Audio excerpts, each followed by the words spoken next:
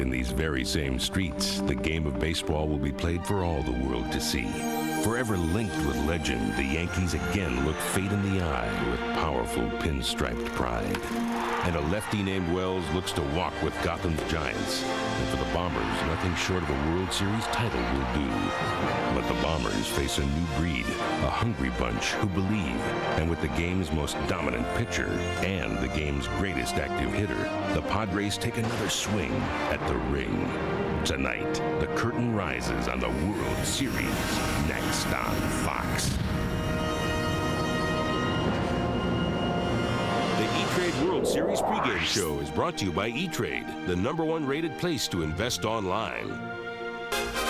Baseball's crown jewel, Yankee Stadium, glittering in the October night. A gorgeous night for baseball, and Cinderella has arrived at the ball. The San Diego Padres and Tony Gwynn playing in just their second World Series in franchise history. After beating the Astros and the Braves, they're the champions of the National League. But tonight, they have to battle this raucous Yankee Stadium crowd.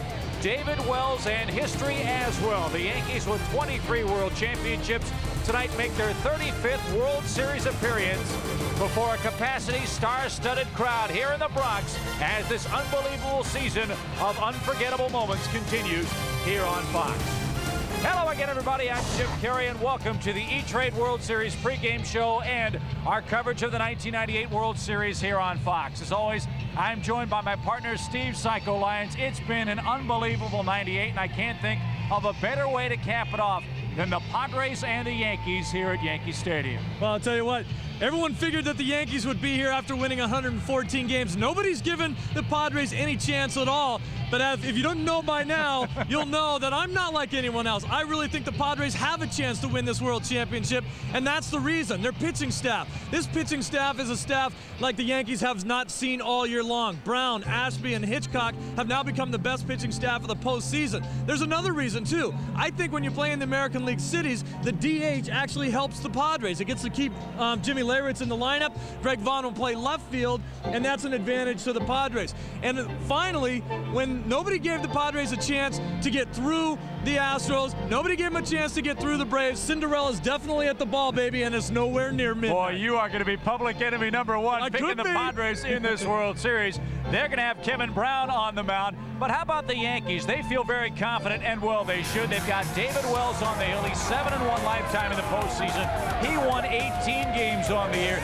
This guy even boldly predicted on a national radio show that the Yankees would beat the Padres in 5 games. This guy's not afraid of anything, is he? Yeah, he should be your Game 1 starter. He has a lot of fun on the field and off the field. Look at it. He's a big fan of Metallica. He had that uniform on before the game started. And I'll tell you what, Joe Torre got this guy earlier in the season, kicked him in the butt a little bit and said, I need you to be more dedicated to our team and to yourself. 2 starts later, he throws the perfect game, and he's been dominating ever since. And you know he's a popular guy when even George Steinbrenner's liking Metallica with David Wells. A strategy session here, too. Bruce Bochy going with a 3-man pitching rotation for the Padres. That means their ace, Kevin Brown, could pitch in games 1, 4, and 7. The Yankees are going with a 4-man rotation. That means they wouldn't have Wells conceivably for a Game 7 if it went that far. Well, it's a huge key because I think Brown is the best pitcher in this series right now. He's going to go 3 times. I think the Yankees feel they have a deeper staff, not necessarily a better staff. The Padres will go with 3 guys. Something else the Yankees have is World Series experience. As we told you, they've played in 35 of them now, and of course they won the World Series in 1996, beating the Braves in 6 games. And Joe Torre, the fine Yankee manager, says that experience is something this year's team will be counting on heavily. I mean, for me, going in after being there one time, it's a little more relaxing. Even though when you get in that dugout, that mouse is going to run around that wheel in your stomach all the time. But Darryl Strawberry, I mean, he's our inspiration this year. We miss him.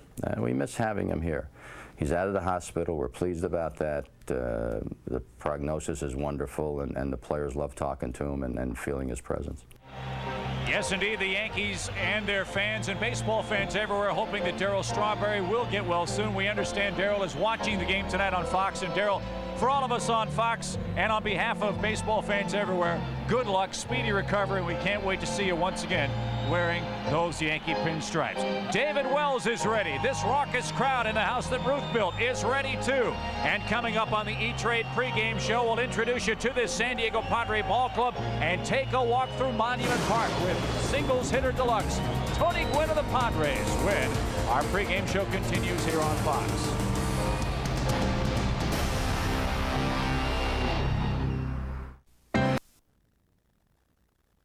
For Joe DiMaggio, Yankee legend who's battling pneumonia. Our thoughts and prayers go out to the Yankee Clipper, and we hope to see him sometime along the way as the World Series continues. Now it's time for the introductions of the competitors for the 1998 World Series. Let's send it up to the legendary voice of the New York Yankees, Mr. Bob Shepard. Ladies and gentlemen, please direct your attention now to the infield as we welcome the 1998 National League champion San Diego Padres.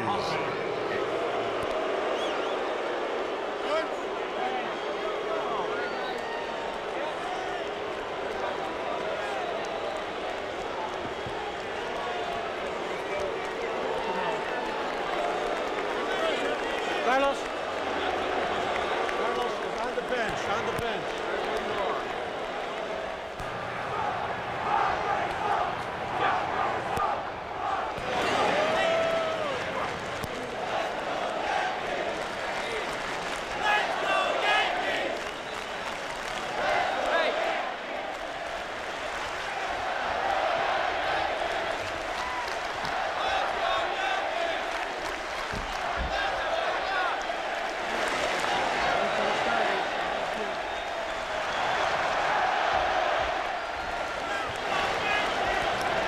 Ladies and gentlemen, now the starting lineup. First, the manager, number 15, Bruce Bochy.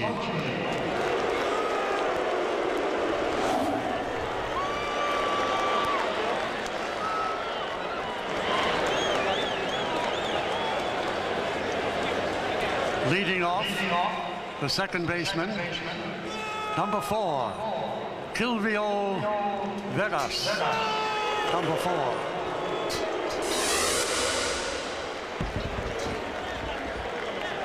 Batting second, the right fielder, number 19, Tony Gwynn.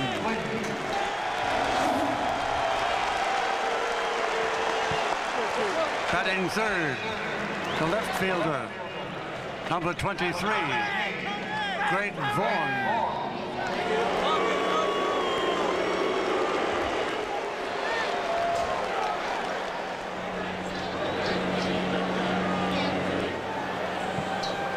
Batting fourth, the third baseman, number 21, Ken Caminiti, number 21.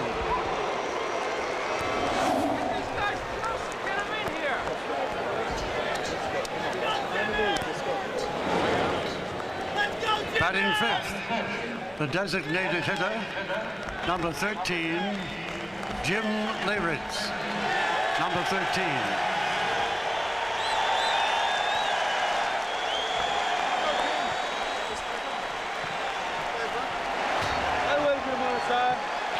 Batting sixth, the first baseman, number 22, Wally Joyner, number 22.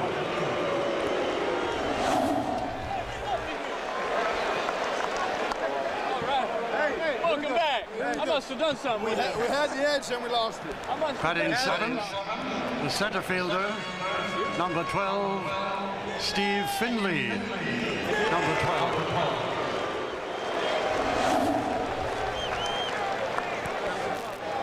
Batting eighth, the catcher, number 9, Carlos Hernandez, number 9.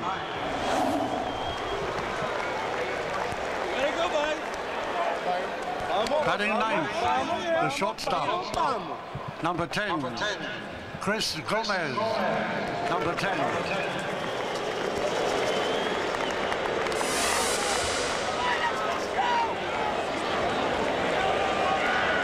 And pitching, number 27, Kevin Brown.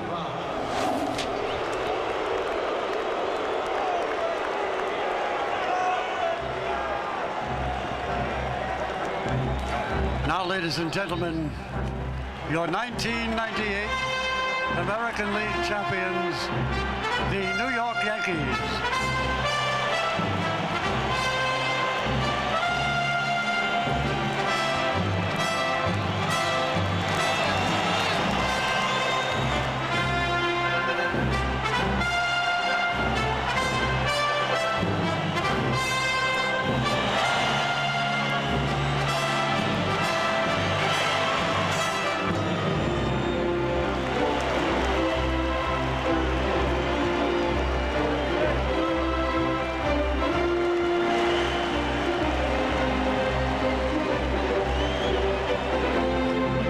The manager, number 6, Joe Torre, number 6.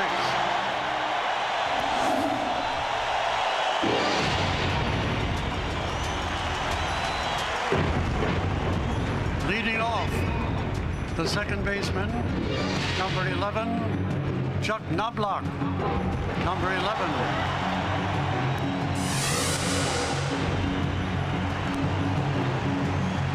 Batting second, the shortstop, number 2, Derek Jeter.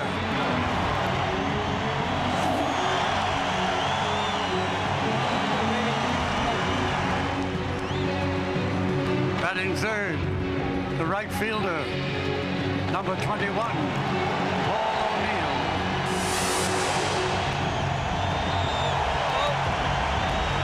Batting fifth, the designated hitter, number 45, Chili Davis, number 45.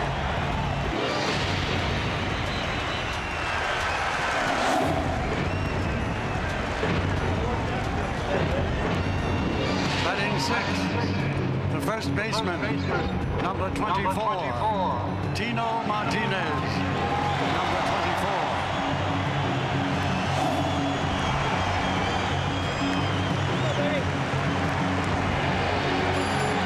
Seventh, the third baseman, number 18, Scott Brocious, number 18.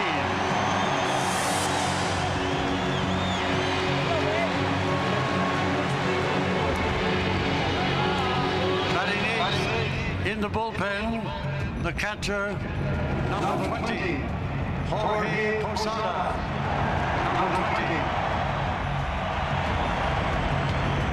Batting ninth, the left fielder, number 38, Ricky Leday, number 38.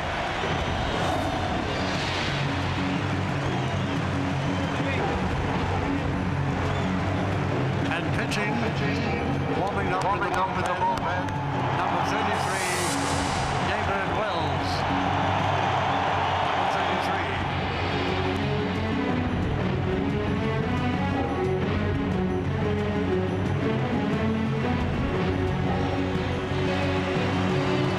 Ladies and gentlemen, we direct your attention to the microphone behind home plate. And here to honor America, please welcome New York's own Mr. Tony Bennett.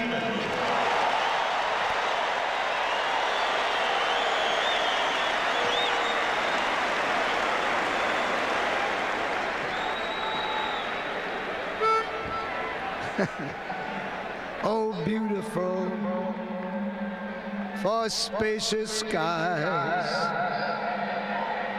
for amber waves of grain,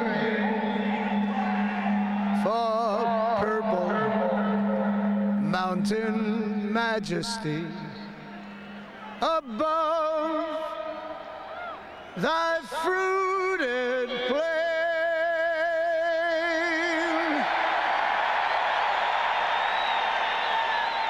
America,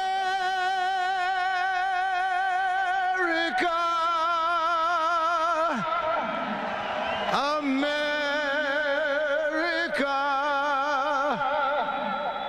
God shed his grace on thee.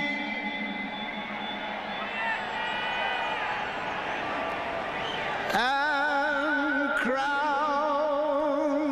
my good with brotherhood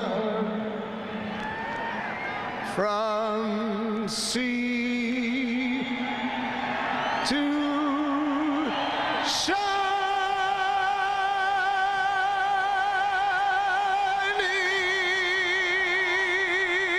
sea.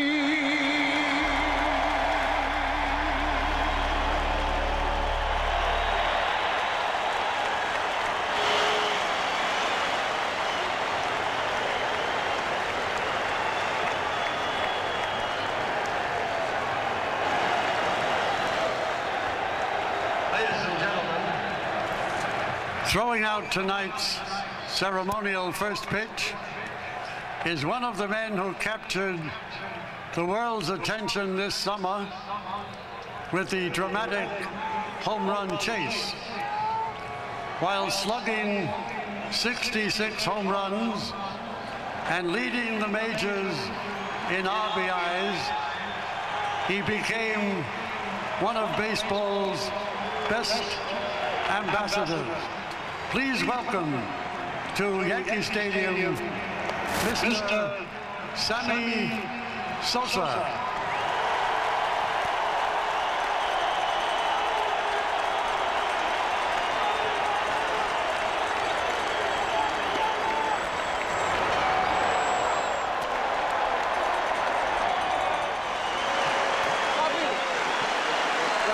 Gracias.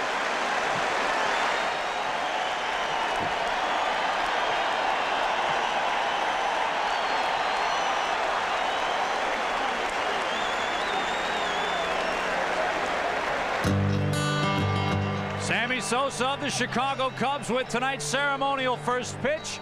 And when we come back to the house that Ruth built, it'll be game one of the 1998 World Series. Joe Buck, Tim McCarver, and Bob Brenly will rejoin us after this timeout on Fox.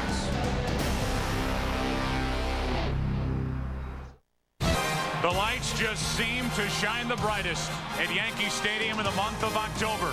And here we are getting ready for World Series Game 1, 1998. The San Diego Padres and the New York Yankees. And welcome to the broadcast booth, everyone. I'm Joe Buck, along with my partners Tim McCarver and Bob Brenly. Well, some say it's only fitting that here in the final leg of the 1998 season, a historic season for baseball, the New York Yankees are going for another World Championship. Why? Because this has truly been a dominating season for the Yankees. You see their accomplishments, including 114 victories, the most in the history of the American League. Yet Tim McCarver, as they head into this World Championship, and many believe that they have to take this final step to validate what has been a great year here for the Yankees, they do have some question marks. And you might say, why question marks since they've won 7 of 9 playoff games? Well, their question marks comes from their offense, namely Chuck Knobloch, Derek Jeter, and Tino Martinez. They have to get off the mat and get on track. Only 229 for the Yankees during the postseason. Their runs per game are down a couple, but look at the earned run average. Joe Torre saying that his team lives and dies with pitching, and they've lived and died. They've lived a lot this year with the boomer David Wells, who's 3-0 in postseason. Yeah, he has also won his last 5 consecutive postseason starts, but Bob Brenly, don't tell these San Diego Padres that they can't do something. They've already proven it twice in this postseason. Don't tell them they can't beat the Yankees. They've been underdogs going all the way back to spring training, Joe. Nobody expected the Padres to win. They weren't supposed to win their division. They did that with 98 victories. They weren't supposed to beat the Astros. They beat Randy Johnson twice in that series. They weren't supposed to beat the Braves in the NLCS. They beat Glavine twice and Maddox once. Once again, they're underdogs coming into the World Series. Everybody thinks they're underdogs except for the Padres because of this man right here, Kevin Brown. 16 starts against the Yankees, a 12-3 lifetime record, the best record of any pitcher in history against the Yankees. Well, folks, take a good look tonight. This might be the only matchup of these two aces. Brown might pitch in Game 4. Wells is scheduled for Game 5. We have game number 1 of the 1998 World Series coming your way from Yankee Stadium. The Padres and the New York Yankees after this quick timeout.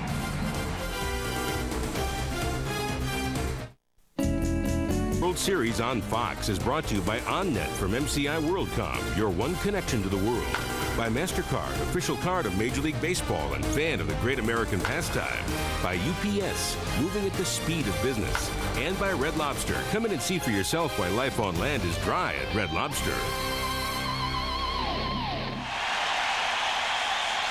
Right on cue, the New York Yankees take the field. 114 victories during the regular season. David Wells heads to the mound to work against the San Diego Padres. And here's the Coors Light starting lineup for Bruce Bochy's Padres. They lead it off with Kilvio Veras at second base. Tony Gwynn batting second in right field. We will highlight him throughout the night. Right now we highlight Greg Vaughn hitting third and left. Ken Caminetti cleans up at third base. The DH, former Yankee Jim Leyritz.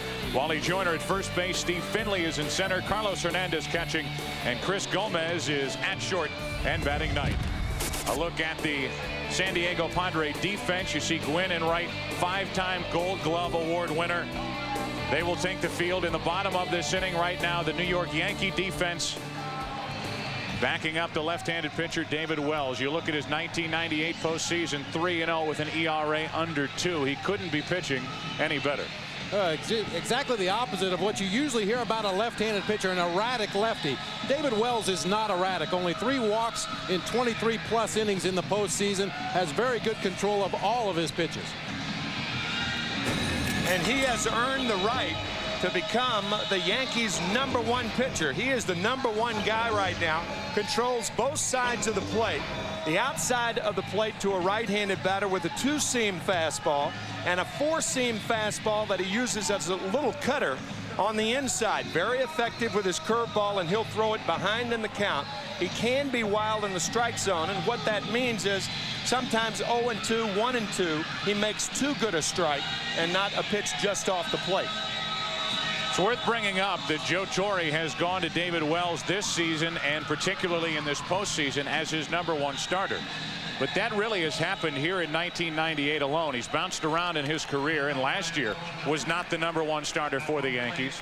When you start to look back at the regular season for David Wells, which included the Major League's 14th perfect game on May 17th here against Minnesota, and this has truly been a year that he has never seen the likes of. David Wells has had a career year in 1998. Throughout his career, he was widely recognized as a guy with great stuff, but a guy that would lose concentration, lose his focus from time to time out there on the mound. This year, for the most part, he's been able to stay focused on what it is he has to do to get opposing hitters out. As Kilvio Veras walks in, we remind you the broadcast also available in Spanish by utilizing the SAP button on your television. Glad you're with us. This is the 94th World Series. And here at Yankee Stadium, the 89th World Series game in the history of this ballpark, where a lot of baseball history resides. Kilvio Veras first up, with Gwynn and Vaughn to follow.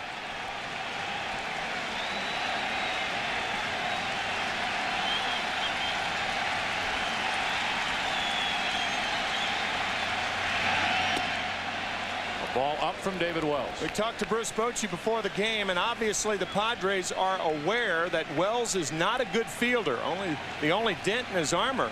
Bruce was saying, well, the only 2 guys we have to bunt for us, Veras and Steve Finley. It's Veras now, and it's ball 2, 2-0.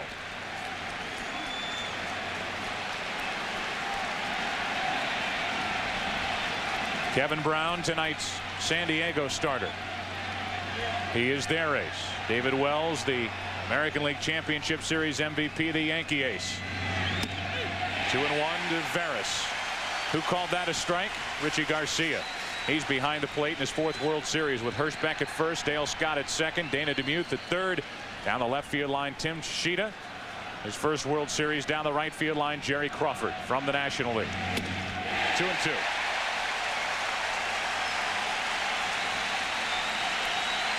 Well, that's a book on Kilvio Veras. Throw him a strike and then go up the ladder. You can see that fastball up around the letters.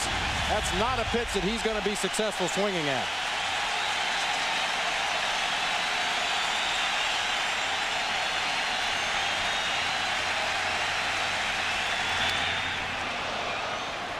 We'll see another 2-2 pitch from David Wells. You'll see another 2-2 fastball in all probability. Tony Gwynn on deck. Catchers are trained to call for the pitch that a pitcher best gets over on a 2-2 count. You do not want to run the count to 3-2.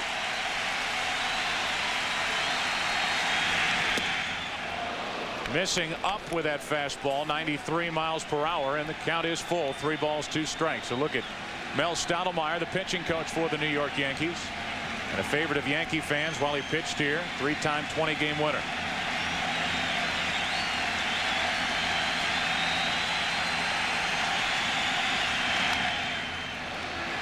Still 3-2. Well, let's detail the season for David Wells as he works this game 1 of the World Series. In the regular season, a record of 18-4. Good ERA of under 3.5 in the postseason. 3-0. Combined 21-4, and the Yankees combined 121 victories, including this postseason.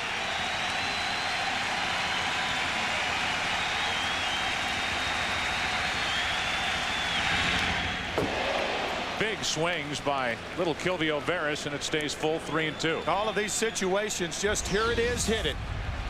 Fastball again. 7 in a row from Wells.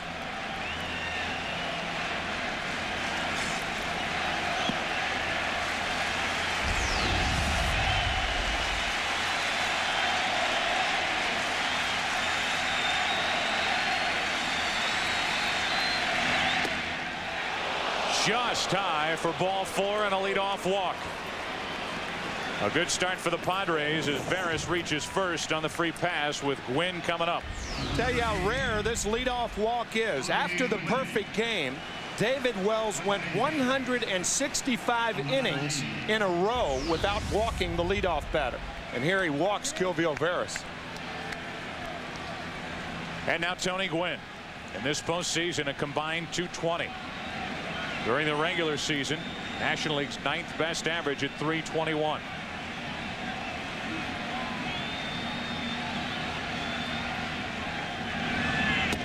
Strike 1 from Wells. And anytime you put a runner on base ahead of a hitter like Tony Gwynn, you're asking for trouble. Tony Gwynn can find holes in the infield when the defense is playing straight up. You force that first baseman to hold on a base runner, suddenly you have a big hole in the right side of the infield, and we know Tony Gwynn uses the left side of the infield as well. Check on Veras. Tony Gwynn is one of the most likable and one of, if not the hardest working hitter in the game of baseball today. Nobody works harder at the craft, and nobody has been rewarded more. As he approaches 3,000 hits in his career, he has won 8 batting titles. 0-1 the count from David Wells. Ball and a strike. If you don't know the story, Tony Gwynn, the last remaining Padre, at least active, that was a part of the 1984 San Diego team that went to the World Series only to lose. Bruce Bochy was a part of that club as well. Only to lose to the Detroit Tigers in 5 games. Veras is running as Gwynn pokes a base hit into left field. Veras will stop as Leday came up ready to throw. A walk, a single, and the Padres have something working in the first.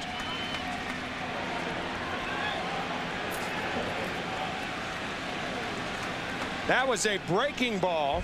Only 2 breaking balls from David Wells, but look at Tony Gwynn. The front shoulder staying in there, and he just serves one through the shortstop position that was vacated by Derek Jeter. That is the 5.5 hole for Tony Gwynn. The reason for that is the shortstop's position. The number, if you're keeping score, is 6. The third baseman is 5, and that 5.5 is between the shortstop and the third baseman. Done again beautifully by Tony Gwynn. How many times had National League pitchers seen that? Big swing by Vaughn, strike 1. And Vaughn is the big thumper for the San Diego Padres. He's been bothered by a strained left quad, suffered in game 1 of the NLCS, but during the regular season hit 50 home runs.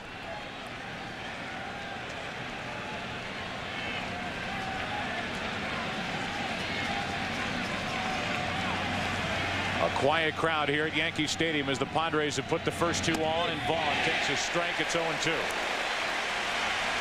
You see Greg Vaughn's hot zone, able to handle that pitch up and in, looking to pull the ball for the most part until he gets to 2 strikes. Then he's more likely to use the whole field, but always has pulling the ball to left field in the back of his mind.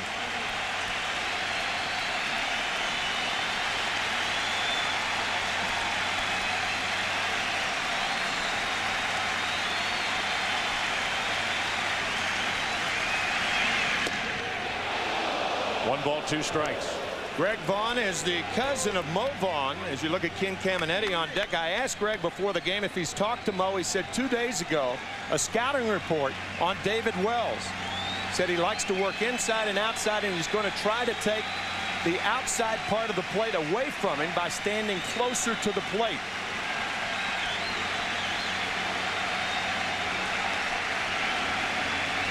Veras trying to steal third as Vaughn bounces one to Knobloch for the 4-3 double play. Runner at third, 2 out.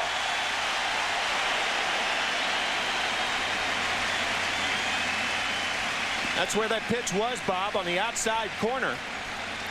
Just a little tail on it, and he got the ground ball for the double play.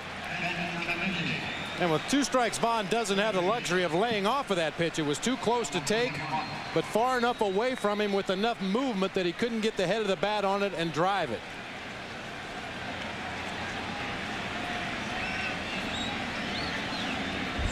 Knobloch, who at times has had difficulty throwing the ball this season. No problems with that throw. And now with a runner at third. And 2 down, it's Caminetti batting right-handed, taking ball 1. The postseason, just 2 home runs. 2 important home runs for San Diego, although his second in a losing cause eventually against John Smoltz, his first in the NLCS. Won game 1. Solo shot in the 10th inning in a 3-2 Padre win. Out in front on a changeup, and Caminetti a 1-ball, 1-strike count. Leyritz would like to get his chance here in the 1st inning. On deck with 2 down.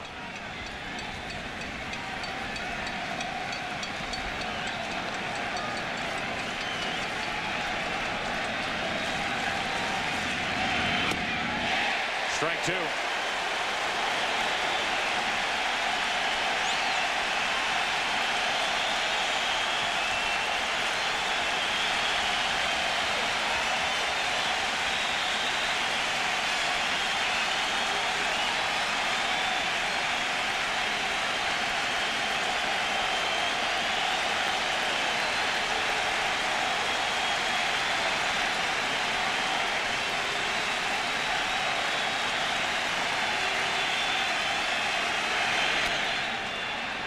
Stays 1-2. Caminetti, a former MVP this season, hit just .252 and belted 29 home runs. 2 totals that are down compared to his usual career numbers. Ken Caminetti is not picking up the fastball. You do him a favor here if you go with your curveball, because that speeds up the bat head.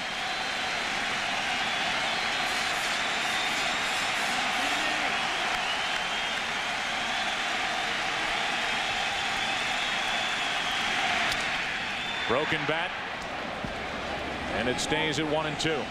Now, many times as a pitcher and a catcher, you can learn more from a foul ball than you can from a ball put into play. Isn't that the truth? Caminetti swinging very tardy on the fastball, gets jammed and breaks his bat on another fastball on the inside part of the plate.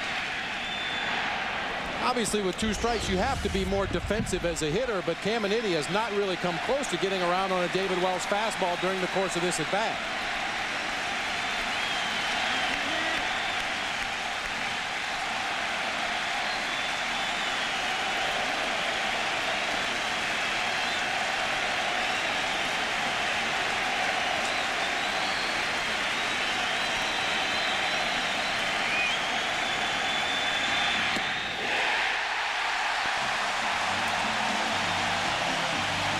The 1st inning started out so promising for San Diego. A walk, a single, a scoreless 1st for San Diego, with the Yankees coming up. Trucks and by American General Financial Group. Live the life you've imagined. Welcome back to Yankee Stadium. Bottom of the first inning, no score. A look at the Coors Light starting lineup for the New York Yankees. They lead off with Chuck Knobloch at second base. Derek Jeter bats second at short. Paul O'Neill is hitting third in right field. Bernie Williams cleans up. See what he did during the regular season. He won the American League batting title with that .339 batting average. Then Chili Davis, the DH. Tino Martinez at first. Scott Brocious at third. Jorge Posada catching, batting eighth. And batting ninth, the left fielder, Ricky Ledee, the rookie. Already showed you the San Diego defense, and a look now at the San Diego ace, Kevin Brown. He has great stuff, but more than that, he is the most creative pitcher in baseball today. He will throw any pitch from any arm angle to either right-handers or left-handers, and that primarily is his success. The word you most often hear associated with Kevin Brown is nasty. Hitters just do not like to face this guy. Chuck Knobloch hitting .167 in this postseason. Hasn't liked facing anybody since the curtain came down on the regular season of 1998. Takes a strike from Kevin Brown. Jeter will follow, and then O'Neill. Kevin Brown pitched in last year's World Series while with the Florida Marlins and was 0-2. Just missed inside. 1 ball, 1 strike. He was a loser in Game 6 and refused to leave the clubhouse until hours after that game. He has waited just about a full year, and he gets a chance at redemption here in a San Diego uniform against the Yankees.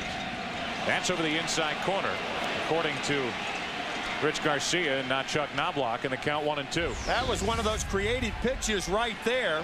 The lean back, and then he came inside on Knobloch. Often when a pitcher leans back and drops down, he'll go away. You don't know what Brown's going to do.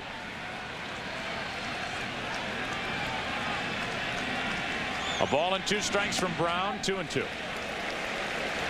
The Yankees were a very patient hitting team during the regular season. They led the American League with 653 walks, but generally teams that face Kevin Brown make up their mind they're going to try to be aggressive, try to get him early in the count before he has a chance to get ahead and really start creating things out there on the mound.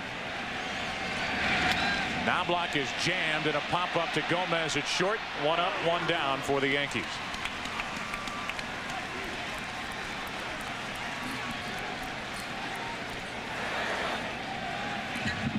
Well, obviously this is going to be a very general scouting report because, as Tim said, he invents things out there on the mound, but his best pitch is that heavy sinker.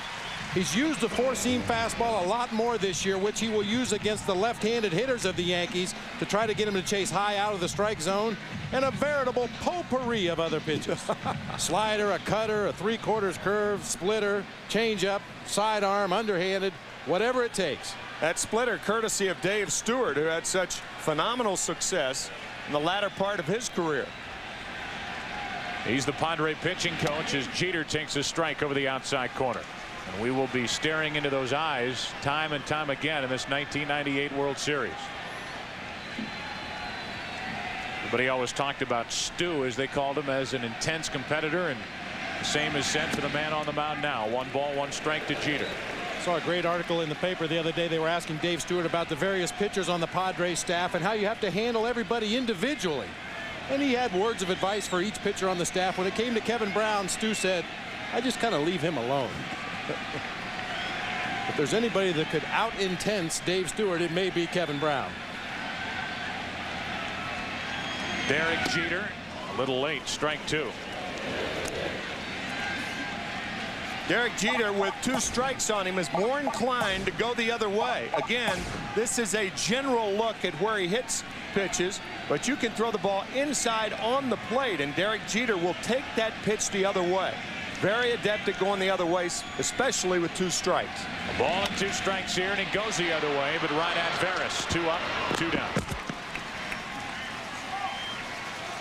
So an uneventful start for the Yankees against Kevin Brown, with their number 3 hitter Paul O'Neill coming up. Derek Jeter becomes a real defensive hitter with 2 strikes, and you can see that inside fastball trying to go the other way, but Brown just muscled it in there, and Derek couldn't get the head of the bat out.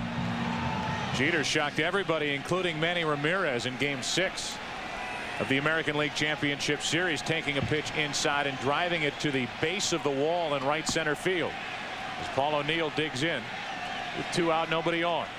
And takes a strike. Well, so far a good start for the Padres. The Yankees have done the majority of their offensive damage in the postseason in the first inning, batting .415 the first time around against that opposing pitcher. Haven't had as much luck after the first inning. 1 ball, 1 strike, but that's against a couple of aces. You look at Cleveland, they're still searching for an ace, and they're very public about that.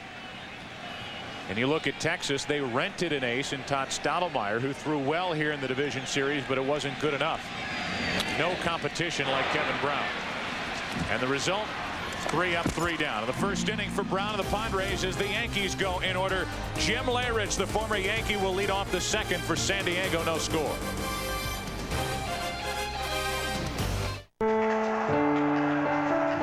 Nine programs, $27. 5 hot dogs, 6 pennants, $45.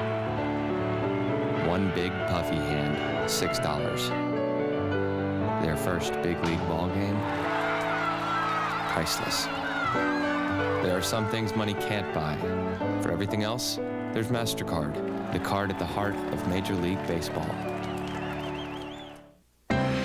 Your investments help pay for this dream house.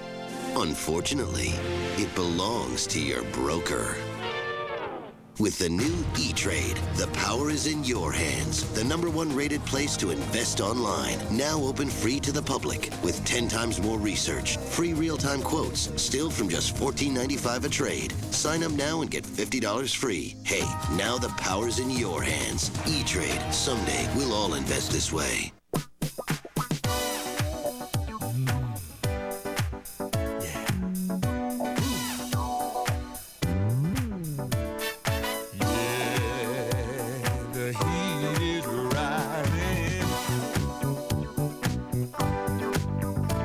Kevin? Mom? What are you doing? Nothing. Introducing FD Trinitron Vega, flat screen TV from Sony. Our best Trinitron picture ever.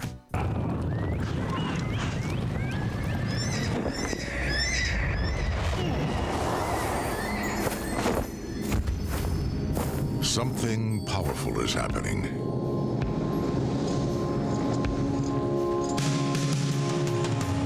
Introducing the new Silverado. With a more powerful V8 than any other pickup. It's the truck from Chevrolet.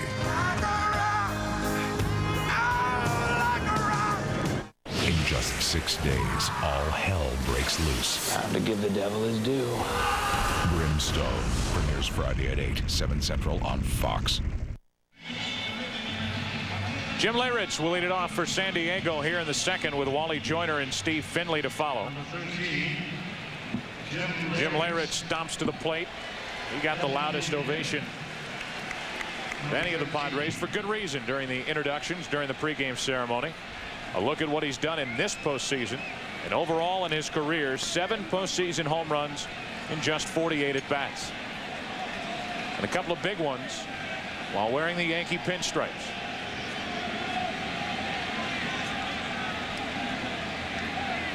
Facing David Wells, who got around a walk and a hit in the first inning and taking ball 1. Jim Leyrich just bursting with confidence. His nickname is the King, given to him here in New York while playing with Don Mattingly. After basically calling a home run when he was a young player for the Yankees. 2 balls, no strikes as Wells missed with a changeup. Leyrich following that pitch all the way into the catcher's glove. He was born and raised near Cincinnati, Ohio, and grew up idolizing Pete Rose and emulates that style of watching the ball all the way in. 2-1.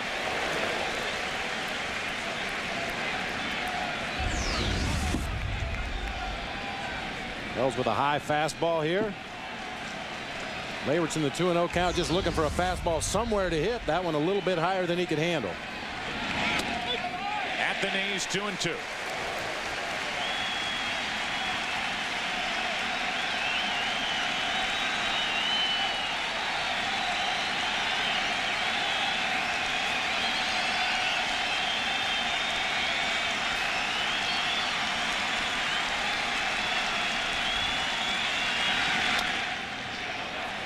Tino Martinez, the easy pickup. And that's 3 in a row retired by Wells as he gets the leadoff hitter here in the second. You know a pitcher is throwing hard when he falls behind a hitter, as Wells does with ball 1, ball 2, and now the fastball, he can't catch up to it. Fastball can't catch up to it. Fastball can't catch up to it. David Wells is throwing awfully hard tonight. Now Wally Joyner. First World Series game in the long major league career for Wally Joyner. Right down the middle, strike 1 from Wells. Wells seems to get the ball up there in the mid-90s almost effortlessly. I don't know if it's his appearance on the mound or the manner in which he brings it to the plate, but all of a sudden you look at the radar gun, it's 93, 94 miles per hour. There aren't many left-handers in the game today that have that kind of stuff. Strike 2 on Joyner. Wally Joyner broke in with the Angels. He's hit 300 or better in 4 different seasons.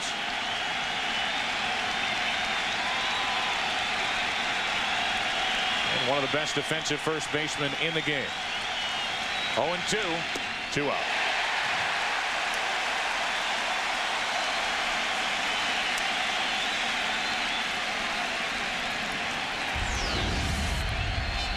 Wally Joyner, normally a very good hitter against left-handed pitching. A little cut fastball, almost a slider. You can call that one a baby slider. Just kind of in between the cut fastball and the legitimate slider, just enough to move off the corner and get Wally Joyner to take a very weak swing. The slider, the most descriptive pitch in baseball, because it actually slid away from the left-hander Joyner for strike 3. Steve Finley now, the number 7 hitter in Bruce Bochy's lineup. 7 out of 21 in the NLCS, and for the postseason, 10 games hitting .258.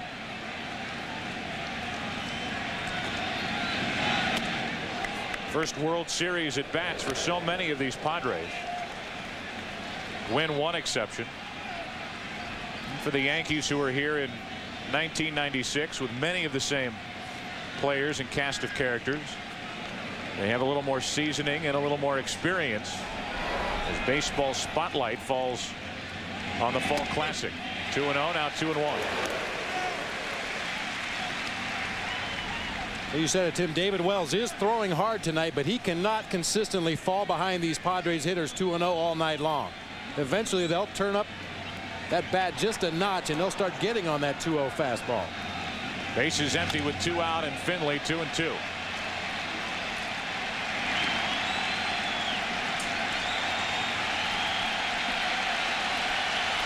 Look at David Cone, who is scheduled to throw in Game 3. This crowd wants to see Wells' 3rd strikeout of the night.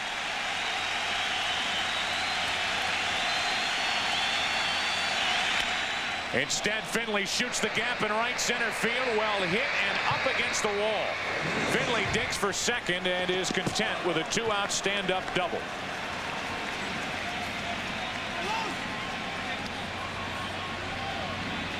We talked about it with Ken Caminetti. When a hitter is behind the fastball, if you throw the wrinkle, which means a slider or a curveball, you actually speed up the bat head. And that's what David Wells does with Steve Finley. It was a hanging slider, the only hanging pitch that David's thrown thus far. And Steve hopped on that one quickly to double to right center.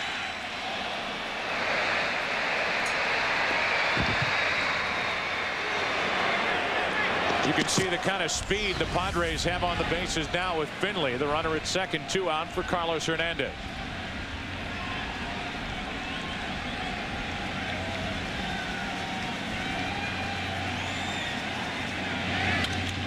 Hernandez pops it into right. David Wells gets around more trouble as he gets Hernandez to fly to right. And the Padres do nothing with a 2-out double from Finley. It'll be Williams, Davis, Martinez for the Yankees in the second, no score.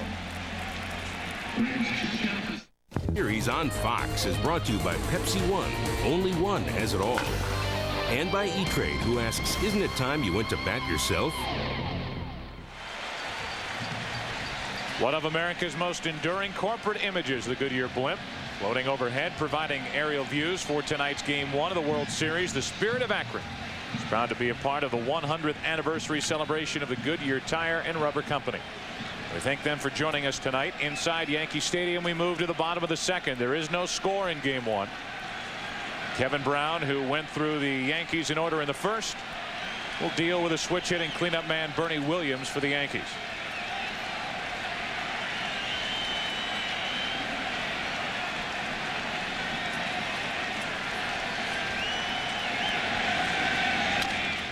One pitch.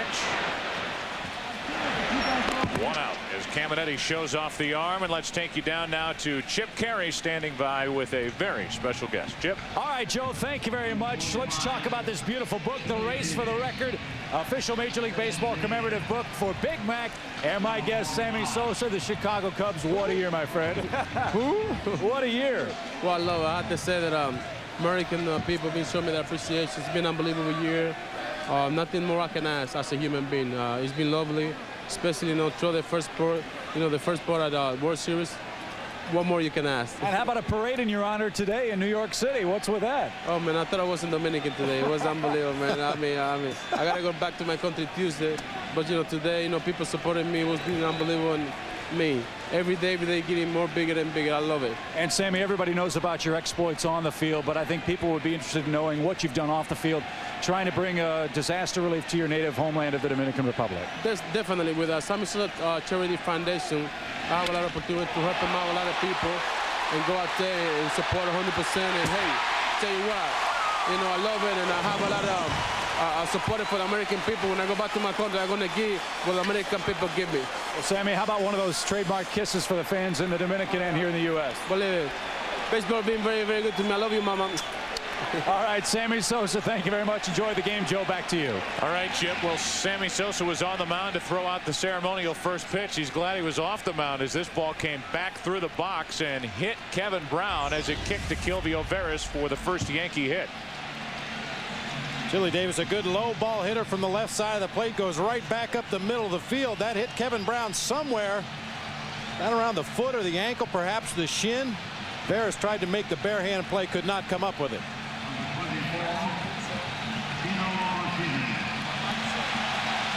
Well, actually, it looked like it perhaps just skinned him on the shin, hit the pitcher's mound, and then trickled out behind the mound. You can see Brown telling Veras no play, trying to hold him up and keep him throwing the ball away. So a painful first hit given up by Kevin Brown. One on with one out, and Tino Martinez takes a ball as Carlos Hernandez just saved a wild pitch. So the Yankees have their first base runner.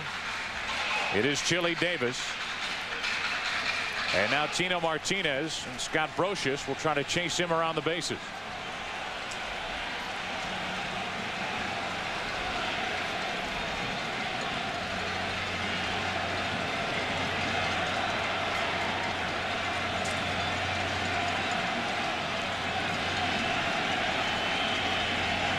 One ball, no strikes on Tino Martinez.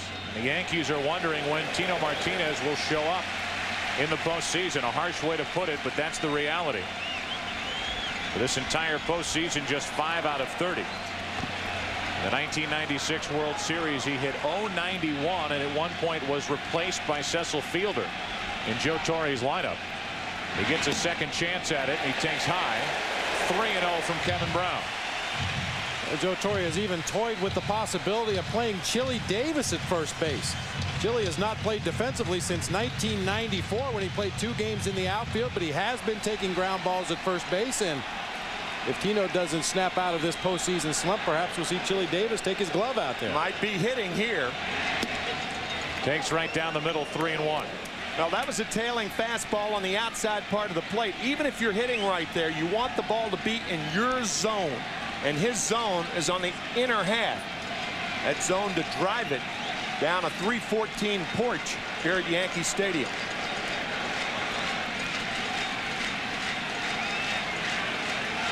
Now time is called over at first base. Chili Davis gets the audio instructions from Jose Cardinal. I don't think this is a running situation. There are a lot of major league managers who like to run with the count 3-1. They stay out of the double play. but you force a hitter struggling like Tino Martinez to swing at a pitch just out of the zone. Not running, ball 4, 2 on, 1 out. Bob mentioned that Chili Davis was a low ball hitter.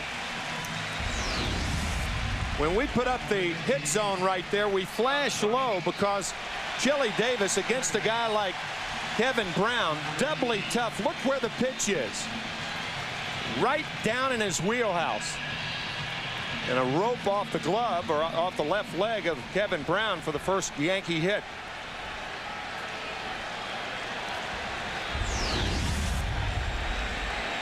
Chili Davis, who missed most of the season with torn ligaments in his right ankle, is the lead runner for the Yankees. Is Scott Brocious, who leads the Yankees in 1998 postseason RBIs, is at the plate, batting 7th.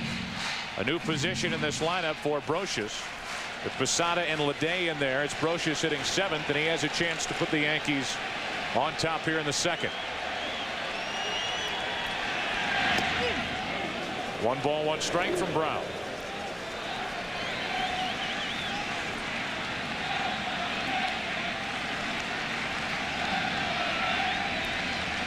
During the regular season, hit .372 with runners in scoring position. A reason why. The bottom of the order, he was able to drive in 98 runs. That's off his front foot. It's a dead ball, a painful left foot, and a 1-2 count. That's one thing Kevin Brown can do. He can not only break bats, but he can hurt the left foot of a lot of right-handed batters, because when they put that sinker in play, it's often off their left ankle or left instep. But one thing Brocious has been able to do this year with 2 strikes is go the other way. He doesn't do it as well as Jeter, but he can find that hole between first and second with the best of the right-handed hitters in the American League.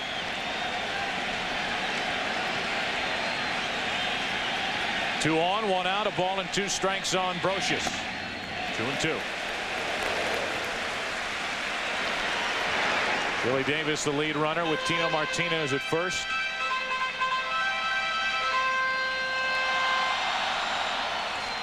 Nine out of 22 for Brocious in his career against Kevin Brown.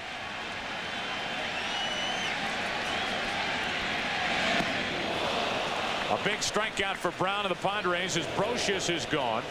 Nasty pitch down and away, and now 2 on, 2 out here in the Yankees' 2nd.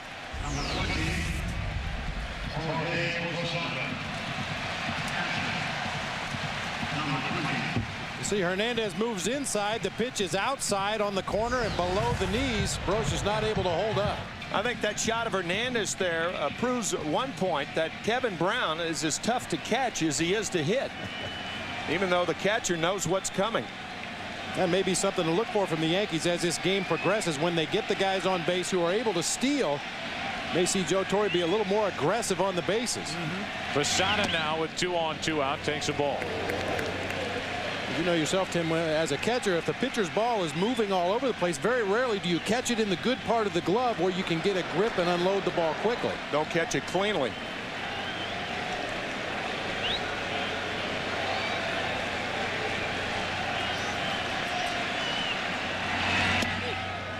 Right down the middle with a 96-mile-per-hour fastball. 1 ball, 1 strike.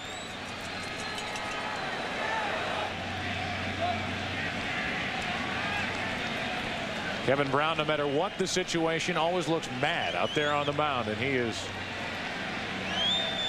intently staring in at the signs given by Carlos Hernandez. Wants a new set as he prepares the 1-1 pitch to Jorge Posada. 2-1. You can see Carlos Hernandez has either put white tape or fingernail polish or white out or something on the fingernails of his right hand to make it easier for his pitcher to see the signs. A lot of shadows around home plate when that catcher's giving those signals.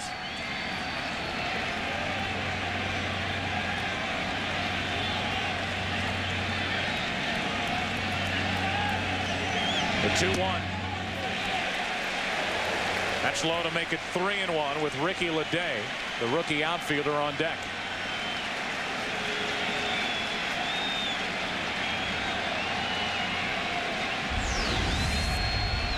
There you can see the fingernail polish or white out or whatever that happens to be on the right hand of Carlos Hernandez. And now the 3-1. Posada pops it up by the San Diego dugout and out of the reach of Hernandez. Full count.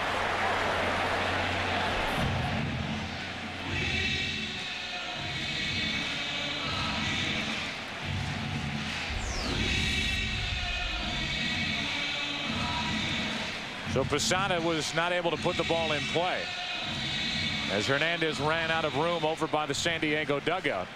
One thing the full count does do for the Yankees is give Chili Davis a head start at second base. He and Tito Martinez will take off on this 3-2 pitch from Brown. I could just see the manicurist today. I'd like the off-white on one hand, please.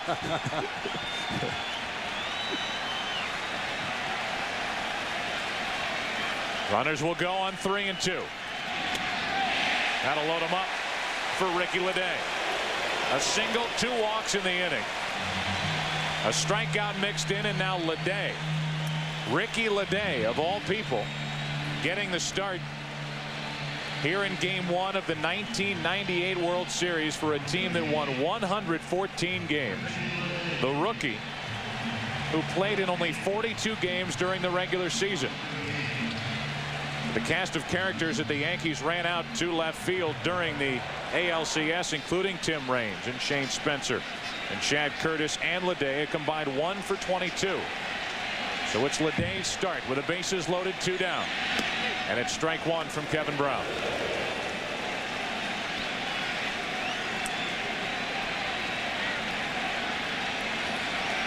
Lonnie Smith with the last grand slam in World Series play.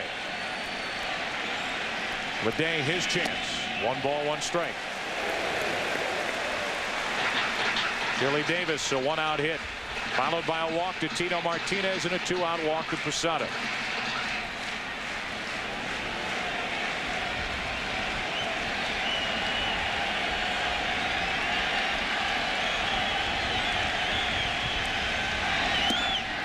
Strike 2 on Leday, who has a chance with runners on here in the second. As you look at the left fielders for the Yankees in this past ALCS combined, they left 17 runners on base. 1 for 22, as I mentioned, and here's Leday with the bases loaded, 2 out, and a 1 ball, 2 strike count. 2-2.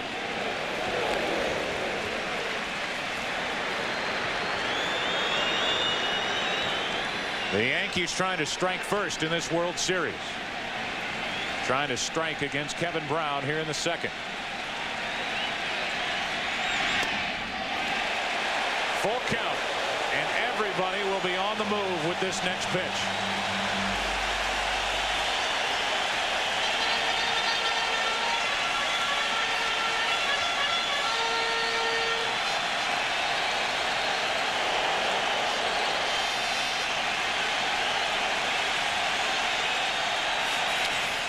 Down the right field line. It's a fair ball. Davis scores. Martinez scores. They will hold Posada. It's 2-0 New York.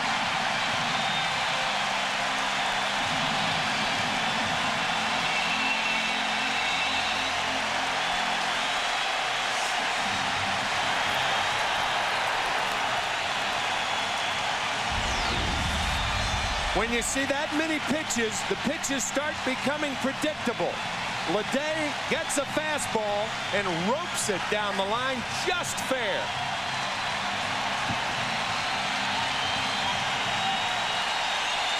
They're dancing in the streets of Salinas, Puerto Rico right now.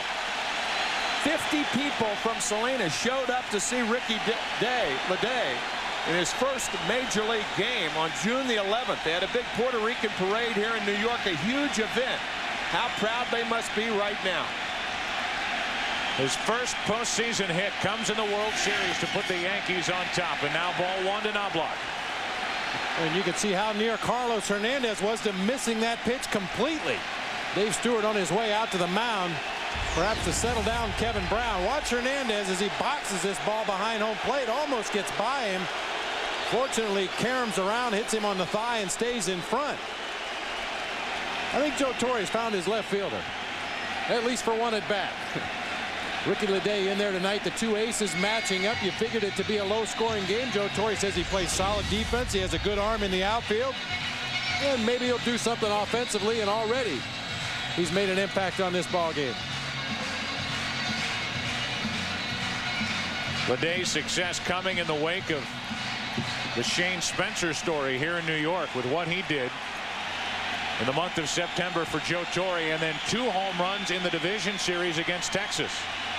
But not much in the ALCS, and it's Leday's turn tonight. Strike 1 to Knobloch.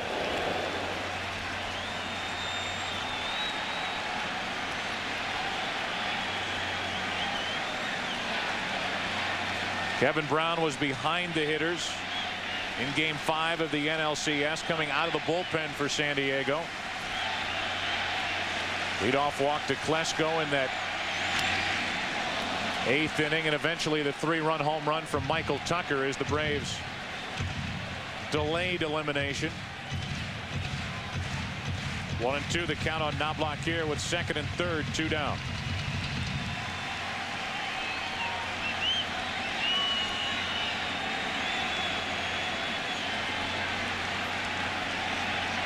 A couple of walks here in this 2nd inning, handed out by Brown.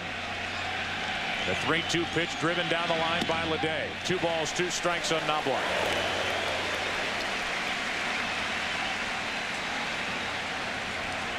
Think of the deep counts in this inning. Tino Martinez walking on a 3-1 pitch.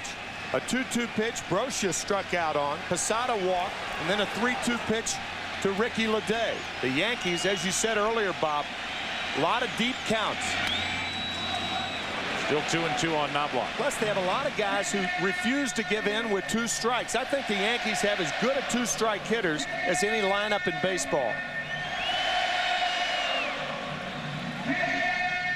A look at Chris Chambliss, the hitting instructor for Joe Torre, and hopefully a future Major League manager. 2nd and 3rd, 2 down, 2 runs home for the Yankees. And Knobloch looking for his first postseason RBIs. 3-2.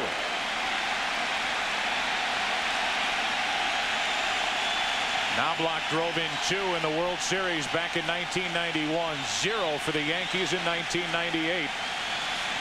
Throughout this entire postseason.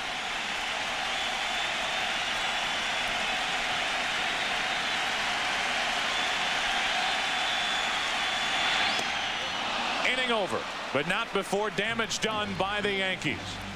Ricky Leday down the right field line, just fair, just right for New York. 2-0. Back after this from your local Fox station. Krista Flockhart, who will forever, the rest of her life, be known as Ally McBeal, wearing David Wells' $35,000 Babe Ruth hat, is checking out the action here at Yankee Stadium. Monday night, Ally gets arrested for wearing a micro mini skirt. That's Monday night, an all-new Ally McBeal right here on Fox. Here's Chris Gomez, 3rd inning, 2-0. The Yankees lead behind David Wells. Pitched into and out of trouble in the 1st, got around a 2-out double by Finley in the 2nd, and works to the number 9 hitter Gomez leading off the 3rd.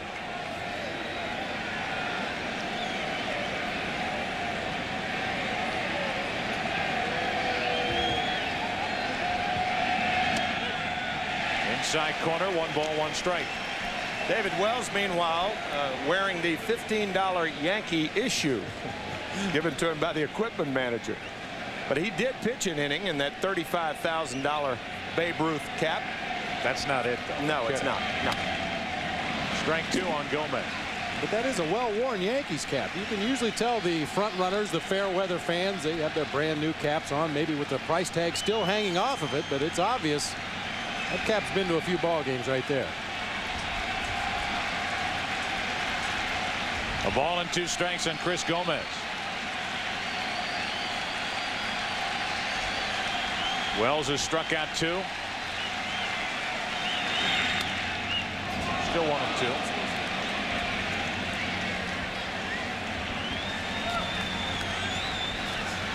Talk about David Wells and his fondness for baseball history, and in particular Yankee history. And his love for George Herman Ruth. That's why he wears number 33, doubling up the Babe's number. Ball and 2 strikes. Gomez fights it off and floats a base hit into left field.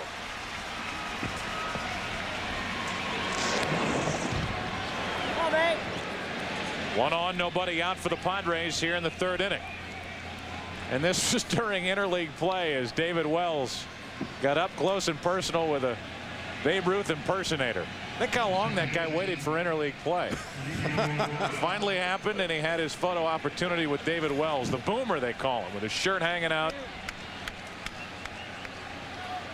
Yeah, he can wear a uniform now. David Wells looks like a sack of potatoes out there at times, but with his motion, he needs all that uniform for comfort. The high leg kick, constantly pulling it up over his shoulders in the bat. That sack of potatoes could flat pitch, can't he? Better believe it. Doesn't matter what you look like out there. He's an everyman hero for those of us who are slightly weight challenged. As I open up a door to my heart. 1 on, nobody out. 1 ball, no strikes.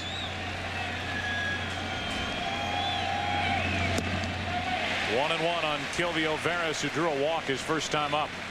Boy, he takes a big swing. We see him a lot. And you see time and time again that a leadoff hitter, not a big guy with very little power, he just lets it fly. That's why I said in the NLCS, a lot of times Kilvio Veras is a better hitter with 2 strikes because he doesn't take that big rip. Just tries to make contact and spray the ball around, which is when he is much more effective. Doesn't look like the swing of a guy who's due for surgery at the end of the season to tighten up ligaments in his left shoulder.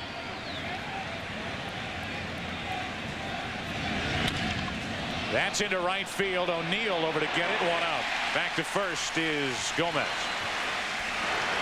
That'll bring in Tony Gwynn, who gets a chance to come back to the World Series. A 14-year layoff since 1984.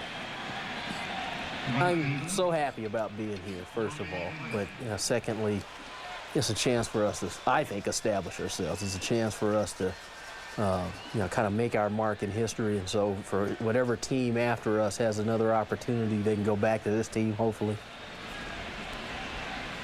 As Gwynn digs in with 1 on, 1 out. Tony a base hit his first time up.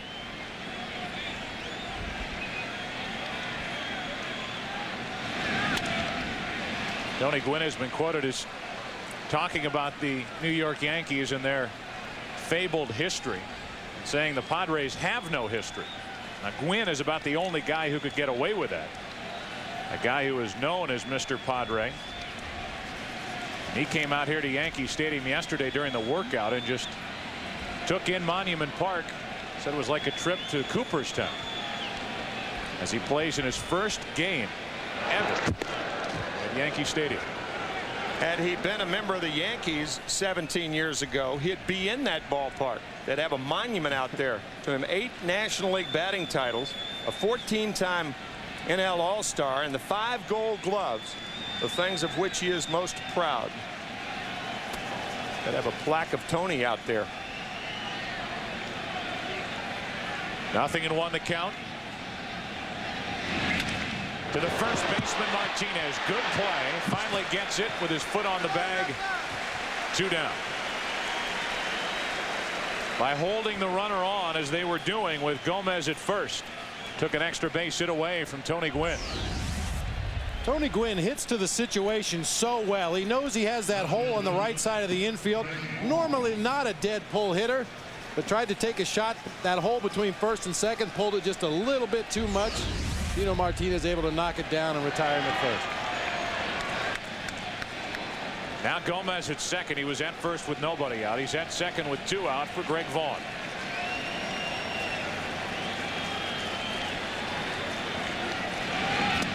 Strike 1. Vaughn was booed during the pregame ceremonies, I think, because he flunked the physical. Last year, a trade was worked out between San Diego and the Yankees. Vaughn came here. He's had chronic trouble with his right shoulder, really both shoulders. But he failed the physical and was sent back to San Diego. And he comes up with a career year. 50 home runs and 119 RBIs. Strike 2 from David Wells. Greg telling us that he's going to try, as you look at Hideki Irabu, he's going to try to take the outside part of the plate away from David Wells. So far, he's been unsuccessful, because that's where Wells has gotten him out.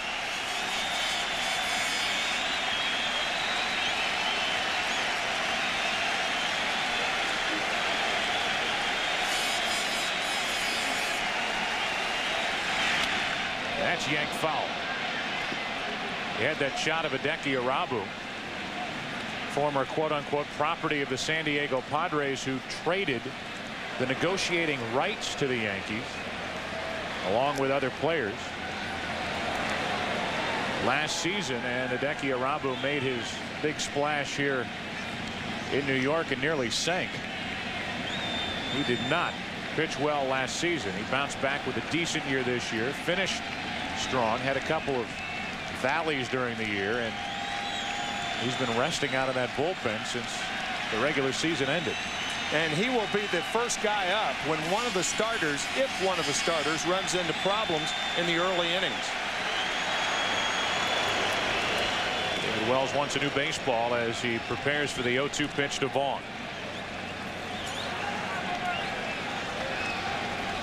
A look at some of the starters for the Yankees, including El Duque, who will start in Game 2 tomorrow night. Cohen before Hernandez will work Game 3 in San Diego.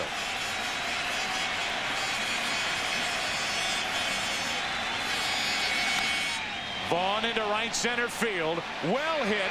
Back at the track. The wall. This game is tied.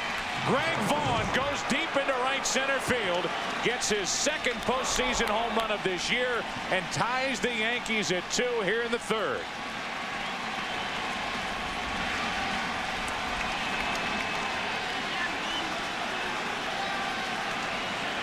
Did he ever take the outside part of the plate away from David Wells? That is a nasty pitch for a second.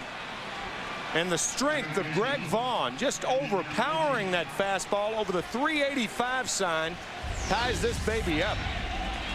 You know, Tim, I think earlier in that sequence when Vaughn pulled that line drive foul down the left field line, that was on a cut fastball inside that David Wells didn't get in there far enough. I think that rattled the Yankees. Posada went to the mound. Jeter came to the mound. They decided to go back away. And as you mentioned earlier, that's where Vaughn is going to look in this series, away.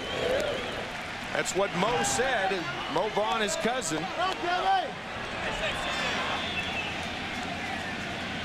Boy, that takes tremendous strength to do what he just did. That low and away fastball just off the plate overpowers it the other way.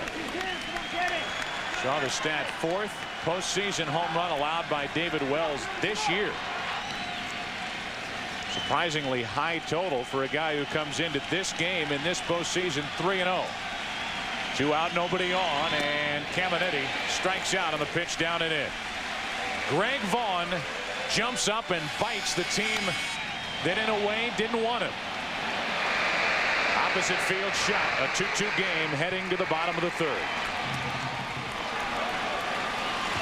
Few weeks, one of Fox's all-time favorite stars, Luke Perry, returns to Beverly Hills 90210. Evidently seated next to Callista Flockhart. Now we know where the good seats are that Fox got for this. We might have a scoop. 90210 and Party of 5 return with all new episodes Wednesday, October 28th on Fox, as Derek Jeter is first up with O'Neill to follow and Bernie Williams. 2, 3, and 4 hitters for the Yankees. Quickly 0-2 on Jeter, who bounced out the opposite way to second his first time up. One of the Yankees that, Tim, you highlighted during our open. The Yankees need to get going in this postseason. As he takes ball 1, Jeter is now 6 out of 35. Derek, the rookie of the year in 1996, a .324 average with 19 home runs and doing all the things he could do defensively. What a career he has in front of him. Turned 24 years old this year. playing in a town that loves him, and he loves the town. Matinee idol here in New York. Perfect fit for the Yankees and their young shortstop, who gets better and better. 2 balls, 2 strikes, still 2-2, and you couldn't find a more perfect fit, if that makes any sense, than Joe Torre in the dugout, leading this team, working in his 3rd season, wins the World Championship in 1996, gets the postseason last year, an early exit in the division series against Cleveland, and now he's back trying for another world title as Jeter stays alive, still 2-2.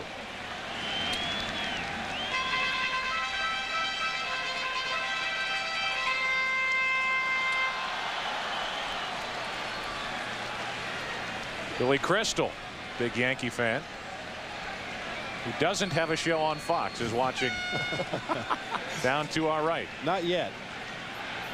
2 balls, 2 strikes. Jeter.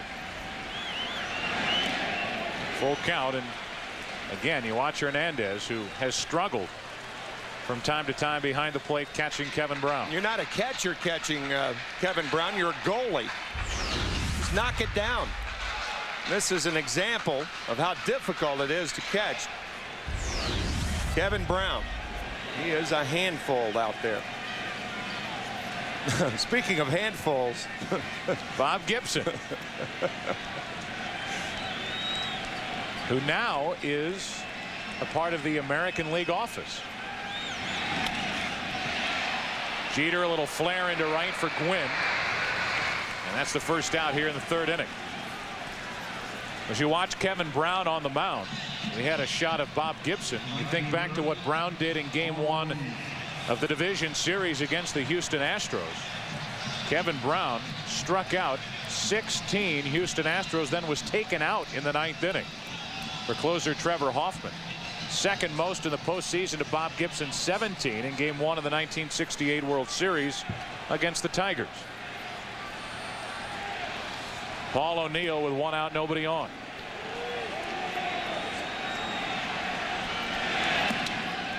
The ball low from Kevin Brown.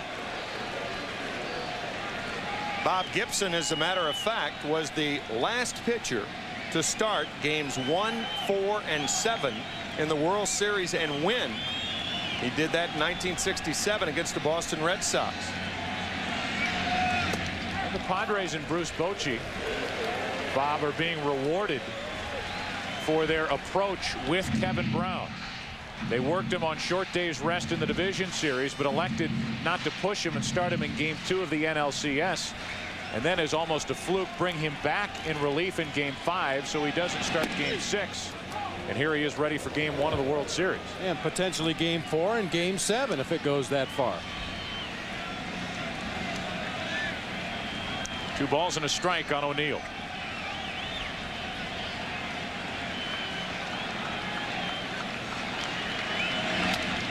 Two and two. You know, at times it looks like Paul O'Neill's talking to himself at the plate, either reminding himself mechanically of something to do, or maybe like Crash Davis in Bull Durham. Bring the heat, meat. Bring it in here. Very intense hitter is Paul O'Neill. Very consistent hitter is Paul O'Neill. Been over 300 every year with the Yankees.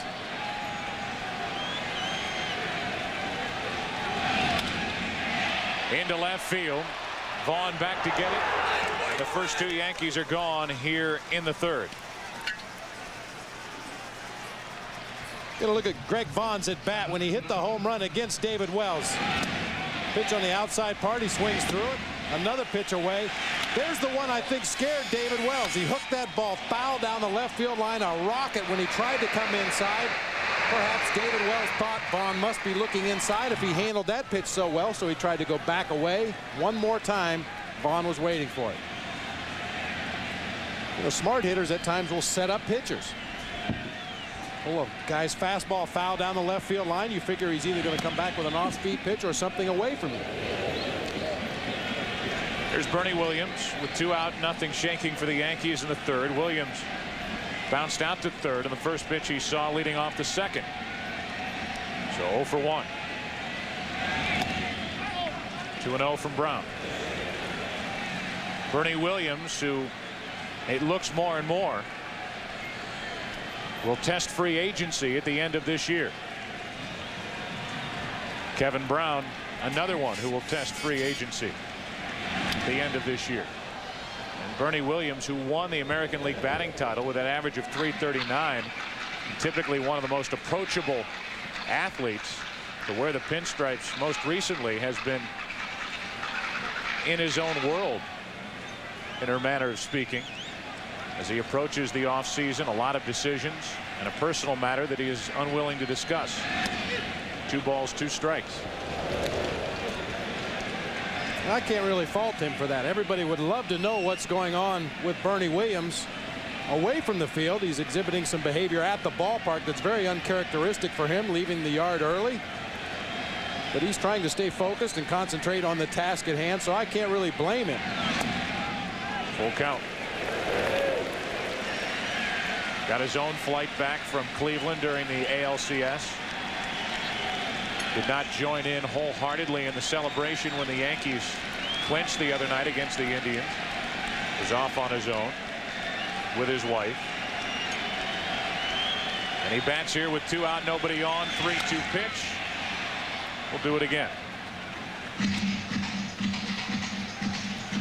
Talk about the free agent market and the big bucks that are going to be thrown around this winter. Mike Piazza, Randy Johnson, mentioned Kevin Brown, Bernie Williams. Marquee names out there. Where will they end up?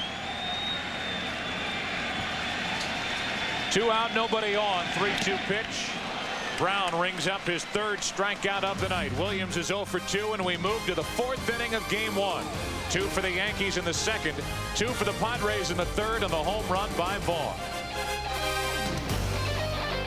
Evil in Brimstone, premiering Friday on Fox. This copyrighted telecast is presented by authority of the Commissioner of Baseball and may not be reproduced or retransmitted in any form, and the accounts and descriptions of this game may not be disseminated without expressed written consent. Glad you're with us as Jim Leyritz leads off the 4th inning for San Diego, a 2-2 game. David Wells goes back to work. Breaking ball for strike 1. Leyritz bounced out to first, leading off the 2nd inning in his first at bat. He'll be followed by Joyner and Finley here in the 4th.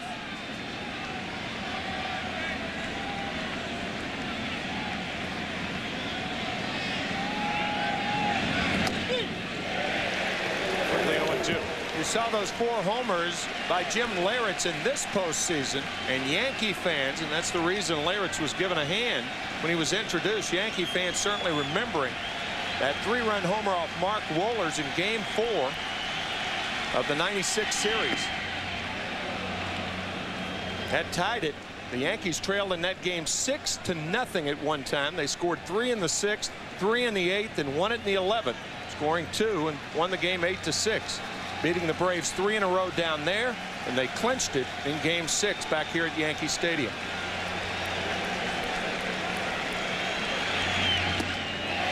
One away as Wells strikes out his 4th.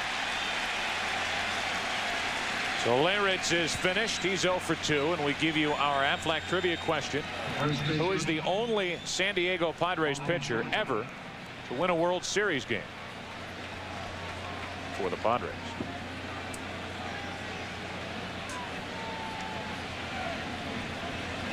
Here's Wally Joyner. 0 for 1, 1 out, nobody on.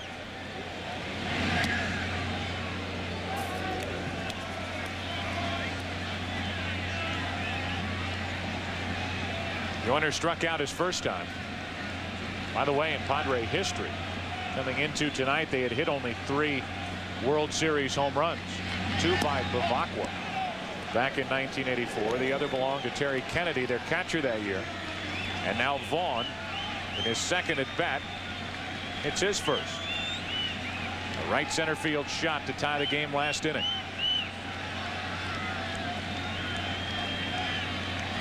Shake of the head from Wells as he falls behind 2-0. Joyner didn't mean to do it. It's 2-1. You hate to take a check swing on a 2-0 count or a 3-1 count. Those are understandable when you're behind in the count. No balls and 2 strikes or 1 and 2. because you're trying to protect away. This is very frustrating to a good hitter like Wally Joyner.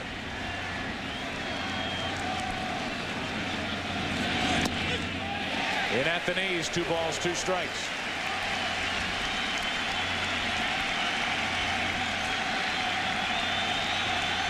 Ken Caminiti, Wally Joyner, Greg Vaughn.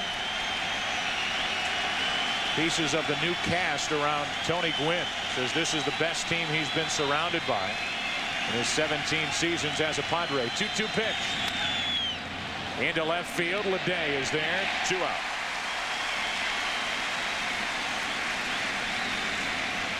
And Joyner's 0 for 2.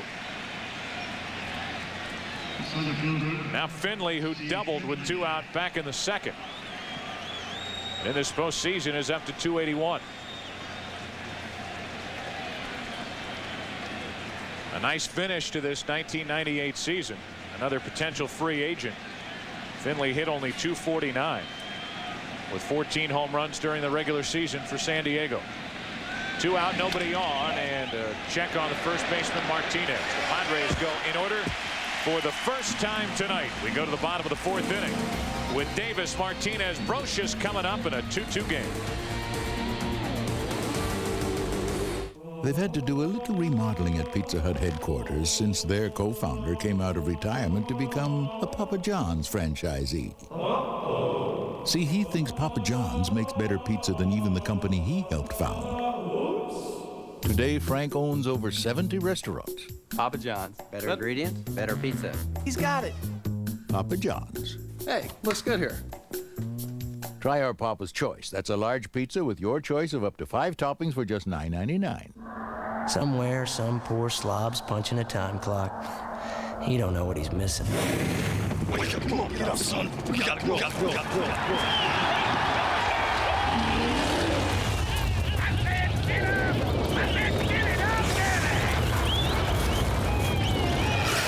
Meet Dan Wolf, champion bull rider.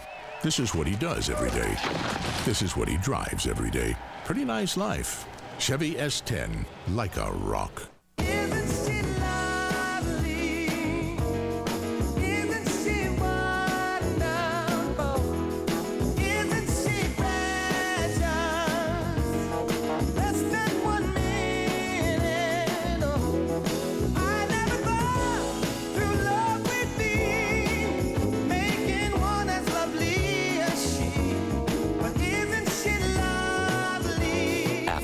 Insuring over 40 million people worldwide.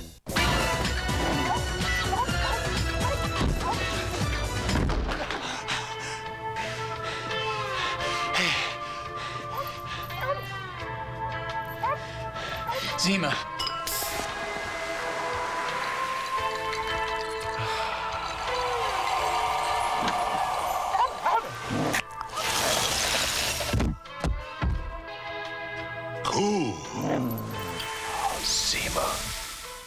How far will Allie go to defend her hemline? I'm happy to jump on the cause.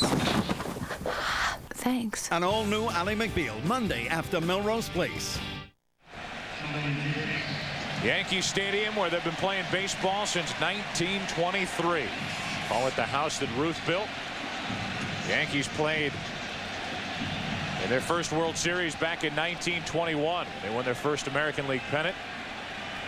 They have won 23 World Championships, including 1996 under Joe Torre, with many of the same players. Chili Davis, one exception, as he leads it off. He's 1 for 1 and comes up empty, strike 1. I would anticipate Kevin Brown using more 4-seam fastballs against Chili Davis. He got the base hit on a sinker down and over the heart of the plate. Chili Davis went back up the middle of the field, you may remember. Davis more susceptible to that high 4-seam fastball. Into center field, Davis got under it, and Finley waits for it. 1 out, leadoff man gone here in the 4th inning.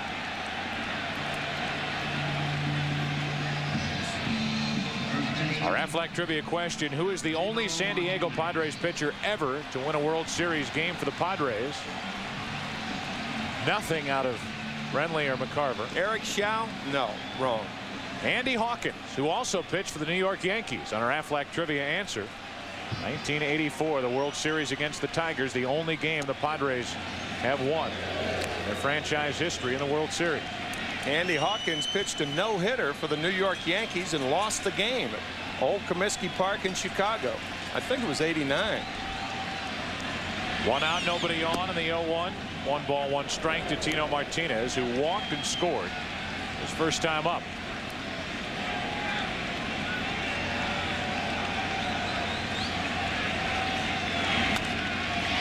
Into center field for Finley. He's taking care of the first 2, Davis and Tino Martinez, and with 2 out, nobody on, the batter will be Brocious. Well, Steve Finley figures to be a busy outfielder here at Yankee Stadium in games 1 and 2.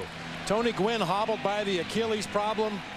Sore left knee playing right field. Greg Vaughn bothered by the sore quad playing left field. Steve Finley's got to cover a lot of ground out there in those gaps. And left field could be a problem for the San Diego Padres. You've seen how well Ricky Leday moves around in left field. Joe Torre has said that at Yankee Stadium in left field you need a center fielder with the range of a center fielder because it's so spacious out there. Brocious, strike 1. And with Vaughn's lack of mobility, that could be a defensive liability in these first 2 games, and if it gets back to game 6 or 7 here at the stadium. A look at Ruben Rivera, former New York Yankee, now with the Padres. He has been a late inning defensive replacement for Bruce Bochy. And for a while there, while Vaughn was injured during the NLCS, had a couple of starts. We also saw Vanderwall make a couple of starts out in left field.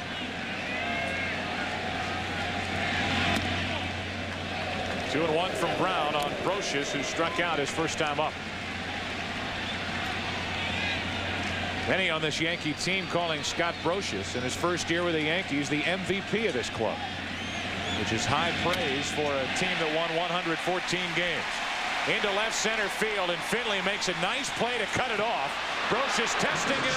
He is out to end the 4th inning. You talk about Steve Finley, involved heavily in the 4th inning, ranging far to his right. A little juggle, a strong throw, and despite the hit, the Yankees send only 3 to the plate in the 4th inning. 5th inning of game 1, still 2-2.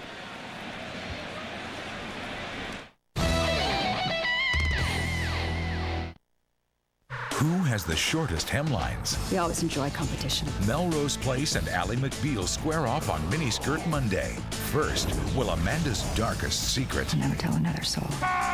finally be revealed? I didn't get where I am by backing off. An all-new Melrose Place. Then, how far will Ally go to defend her outrageous hemline? I'm happy to jump on the cause. Thanks. An all-new Ally McBeal. It all starts at 8, 7 Central, Fox Miniskirt Monday.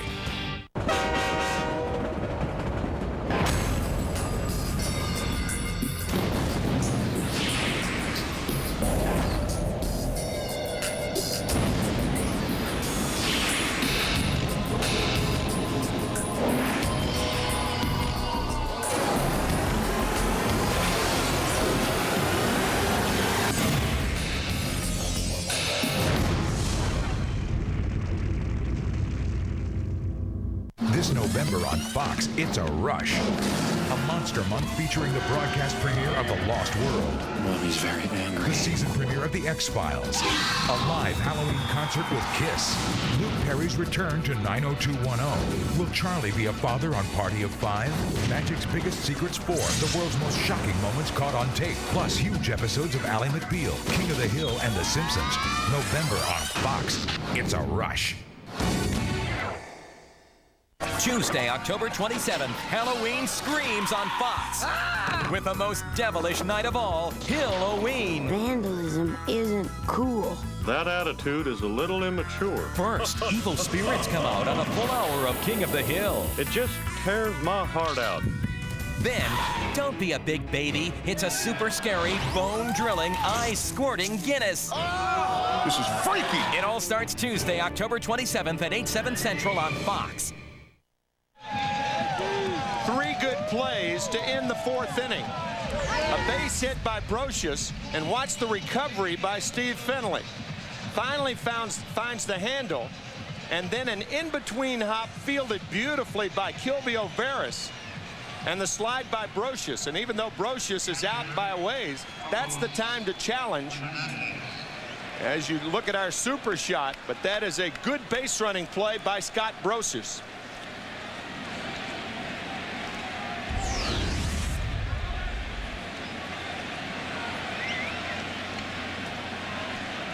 So Brocious was the final out at second base to end the fourth inning. And now here in the fifth of a 2-2 game, game one of the 1998 World Series. Back to work is David Wells, and he hits the corner with a strike to Carlos Hernandez. 8, 9, and 1 in the order for San Diego. They fell behind early 2-0 in the second, came right back in the top of the third, and the 2-out 2-run home run by Greg Vaughn to tie it.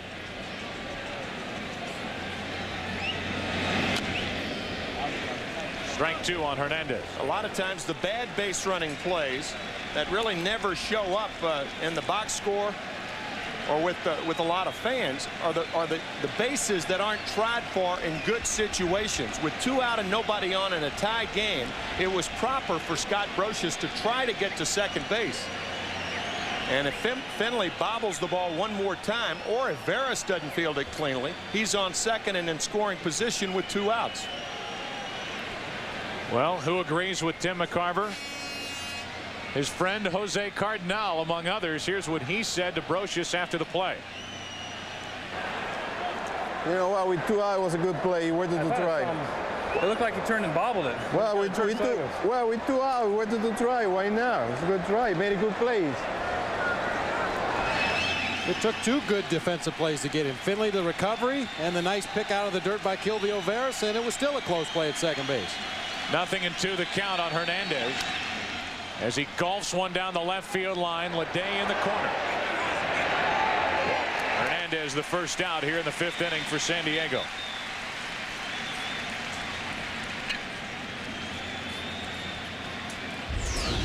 Well, the way to get a double is to bust it out of the batter's box.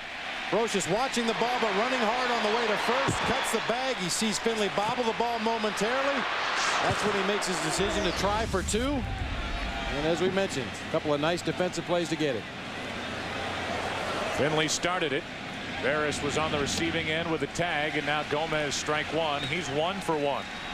Chris Gomez, the number 9 hitter, picked up his 7th hit of this postseason, leading off the third, and eventually scored on the 2-out home run by Vaughn to tie this game back in the third. 1 ball, 1 strike.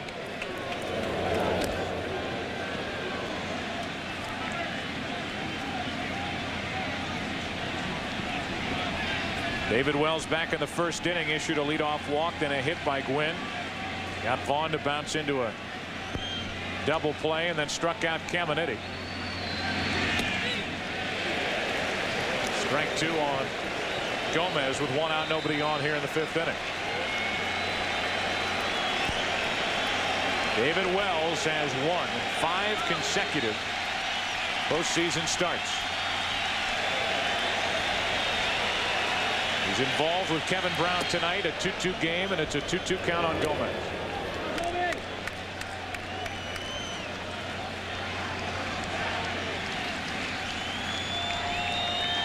There is no telling the end figure, how much money Kevin Brown has added to his asking price. Upcoming free agent with the way he's performed in this postseason.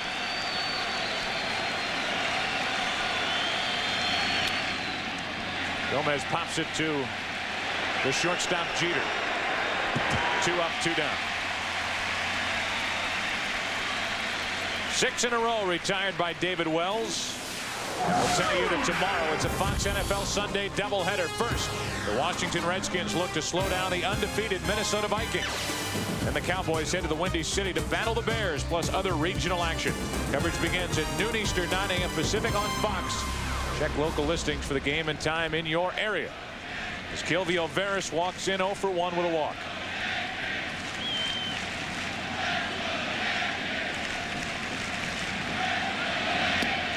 A breaking ball for a strike to Kilvio Veras. Carlos Hernandez fouled a pitch off his front foot. Actually off the shin as he led off this 5th inning. In the shape of a baseball. 1 ball, 1 strike on Veras. That's all Carlos Hernandez needs, getting a foul ball off the shin after trying to catch Kevin Brown. And that's not going to go away anytime soon. No. December. Yeah. Makes for a long night as he tries to corral Kevin Brown, as the Yankees try to figure out Kevin Brown and get something going outside of that 2-run on 2-hit attack in the 2nd. Brown is usually seated by himself in that San Diego dugout. Strike 2 on Veras. Talk about Brown being an intense competitor. Sometimes at the expense of his teammates, who are a little shy about getting to know Kevin Brown.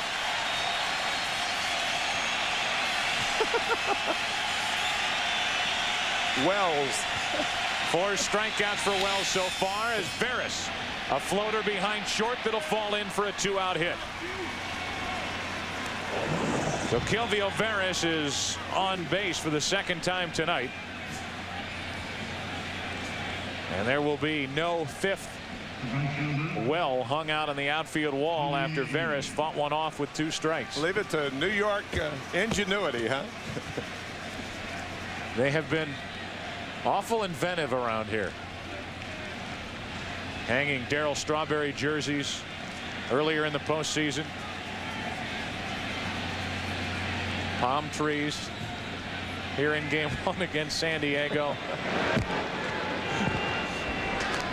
And David Justice also sparked some creativity with a comment he made when the ALCS returned to Yankee Stadium. The Yankees took on Cleveland. 1 on, 2 out. Tony Gwynn at the plate.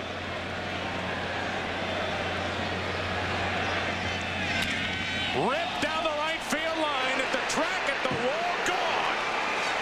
Off the facing at the bottom of the upper deck, and Tony Gwynn goes deep with his first postseason home run to put San Diego out in front 4-2.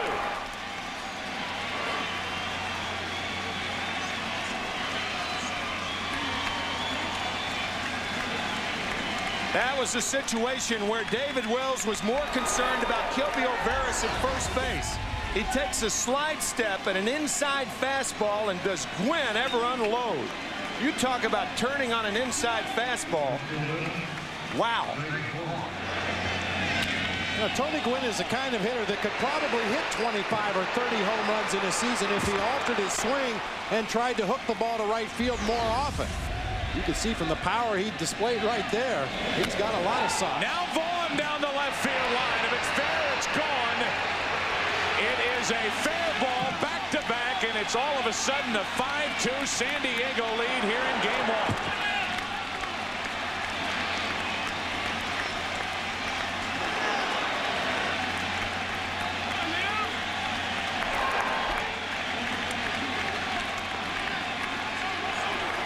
Greg Vaughn gets his 2nd of the night. Back-to-back Gwynn and Vaughn, and it's a 3-run Padre lead here in the 5th.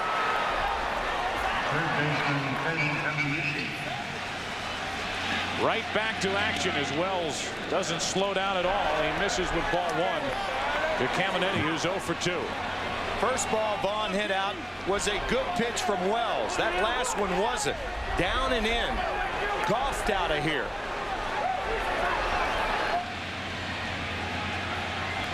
One ball, no strikes on Caminiti. 2-0 now as we look at the swing by Vaughn. The pitch is down below the knees on the inside part of the plate. I'll tell you, if Greg Vaughn has a happy zone, that's it right there. He loves that ball from the middle of the plate in, down around the knees.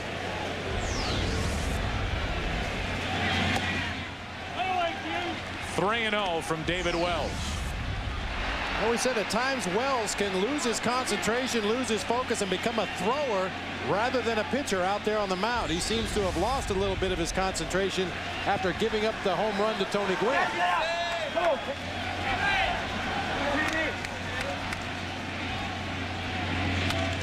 Caminetti pops it foul right side, and that will get out of play.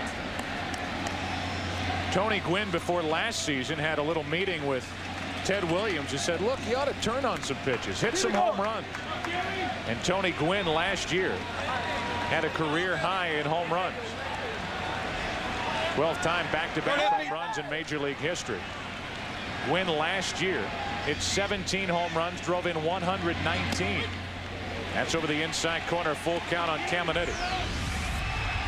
The reaction of the general manager, Kevin Towers of the Padres. After 2 towering home runs, no wonder. Gwynn hit 16 home runs during this regular season, one fewer than a year ago.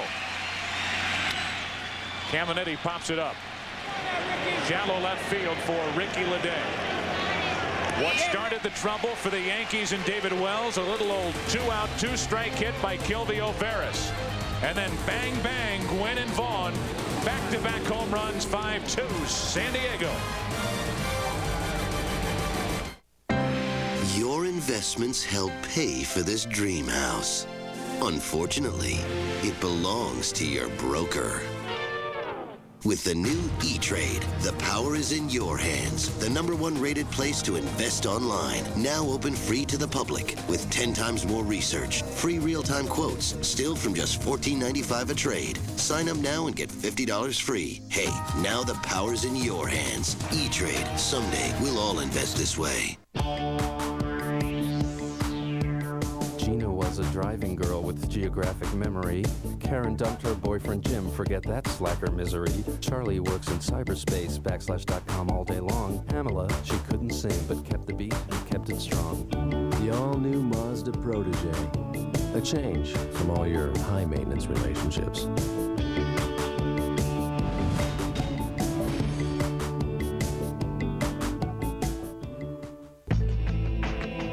Are you concerned about losing more hair? Do you wonder how much further it will go? Do you wish you could do something about it? Well, now there's a pill for men with certain types of hair loss. Introducing Propecia. In clinical studies, the vast majority of men, 83%, maintain their current hair count, and most, 66%, regrew some hair. Take it daily and you could see results in as little as 3 months. Propecia is for men only. A small number of men experience certain sexual side effects. Each occurred in less than 2% of men. Women who are or may potentially be pregnant must not use it or handle broken tablets because of the risk of a specific kind of birth defect. Talk to your doctor or pharmacist and read the consumer information they can provide. Propecia, helping make hair loss history. Neutrogena T-Gel Shampoo, recommended #1 by dermatologists. It works. Works on all 3 major itchy, flaky scalp conditions. The leading dandruff shampoo doesn't. Neutrogena T-Gel Shampoo. It works. The 1998 World Series is brought to you by Frost Brewed Coors Light, who reminds you the 3 most important words are "Hey, beer man," and by Gillette Mach 3, the first triple blade razor.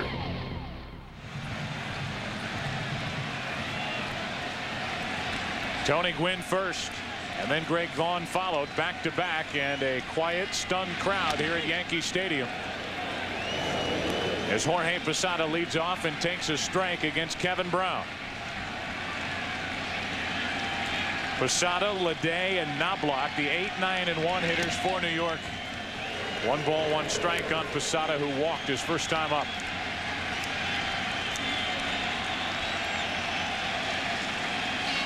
So the Padres have a 5-2 5th-inning lead behind their ace Brown, and a ground ball to the right side. Good play by Ferris to his left. 1 away.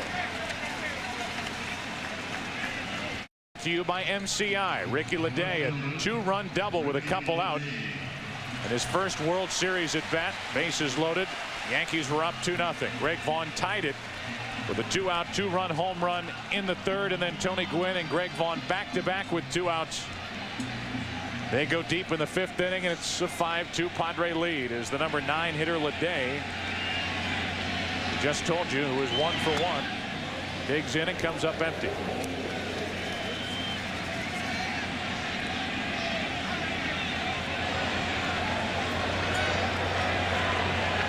Joe Torre, who told us before the games he is so much more relaxed this time through. Leday's 2 for 2.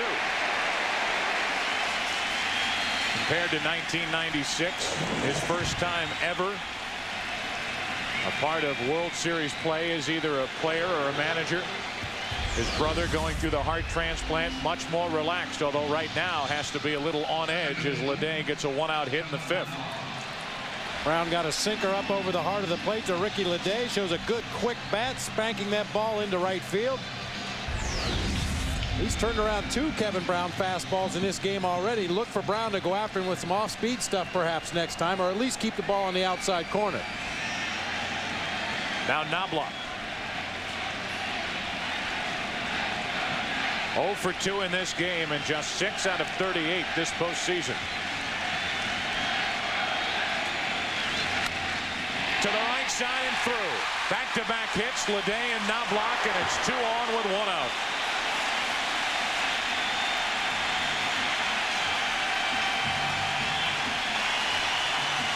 Looked like Knobloch went up there and said to himself, I'm going to look outside. And when I get a pitch outside, I'm going the other way. Take advantage of the hole on the right side. That ball scalded the other way by Chuck. Just past the diving Kilvio Veras, who was playing at double play depth, took away just enough of his range to allow that ball to get through into right field. And now the tying run digs in for the Yankees. It's Derek Jeter with O'Neill to follow and Dave Stewart on the phone. To the Padre bullpen. 2 on, 1 out, 5th inning. Over the head of Brown. Tough play, Gomez. Good play, Gomez. 2 gone.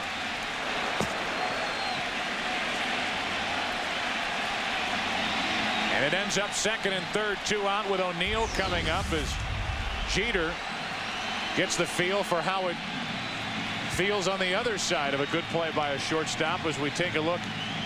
The super shot replay.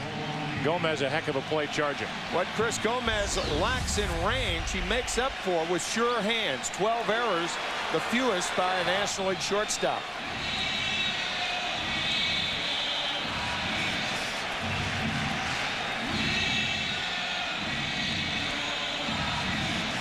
Now O'Neill. Joey Hamilton, the right-hander, getting ready for San Diego in their bullpen.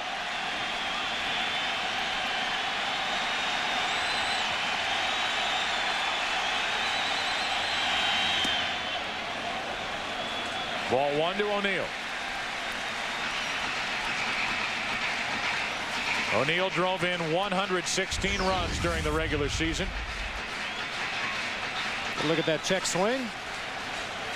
Very close, but Dana DeMute, third base umpire, said he held up in time.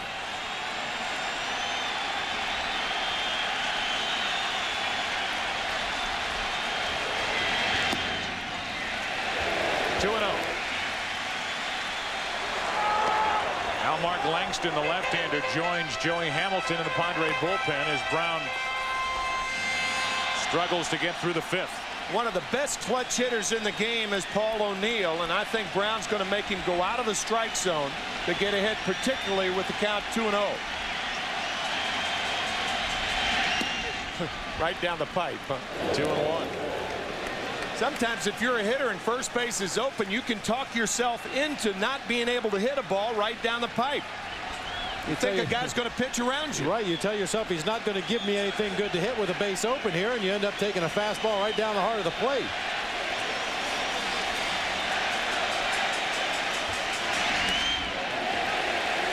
Three balls and a strike on Paul O'Neill.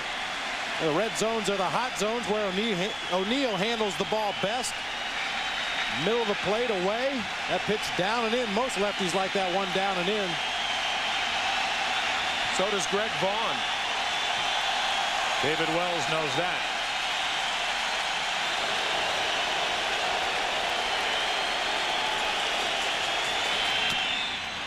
Off the plate, tough play for Veras. Gets a true hop and the shovel to first as the Yankees threaten, do not score.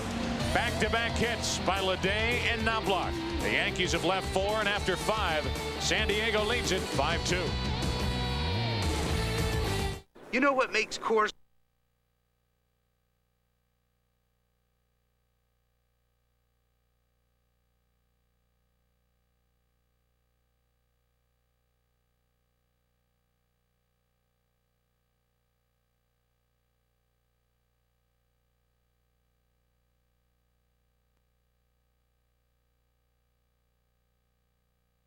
In the blazer, you, sir, with that putter, put that stick down, pick this beer up.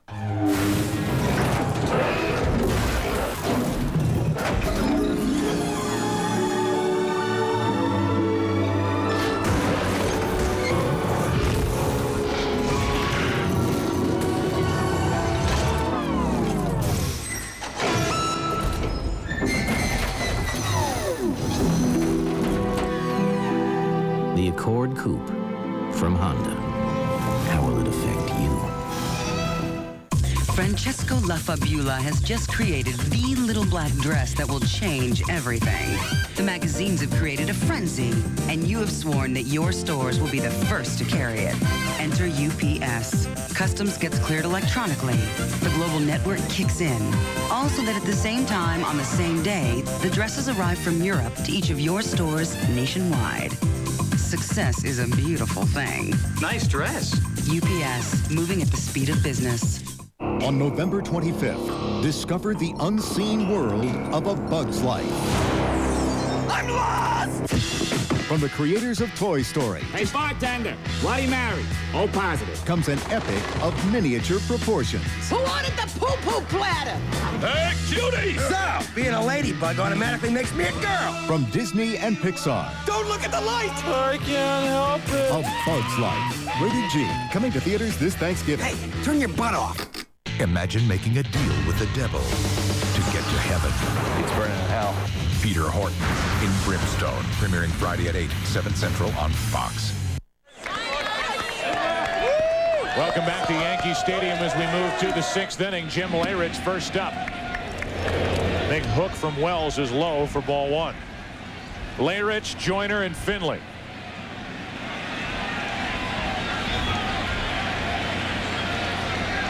San Diego out in front 5-2 here in the 6th inning of game 1. 1 ball, 1 strike.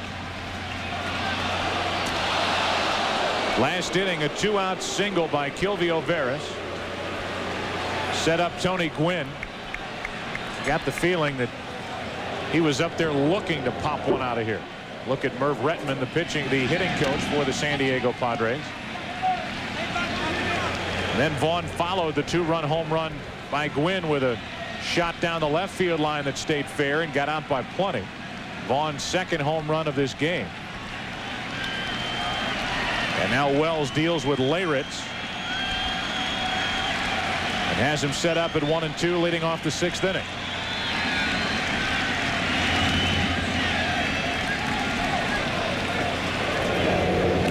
Tony Gwynn perhaps looking for that inside fastball, but when a pitcher takes a slide step, that means he's more concerned with the runner than he is the hitter. You take about 3 or 4 miles an hour off that fastball, and it makes it much easier to pull. Leyritz into right field. O'Neill back to get it. 1 down. Hitting instructor Merv Rettenman is wearing a microphone for us, and here's what he said as Gwynn stepped to the plate. Who's going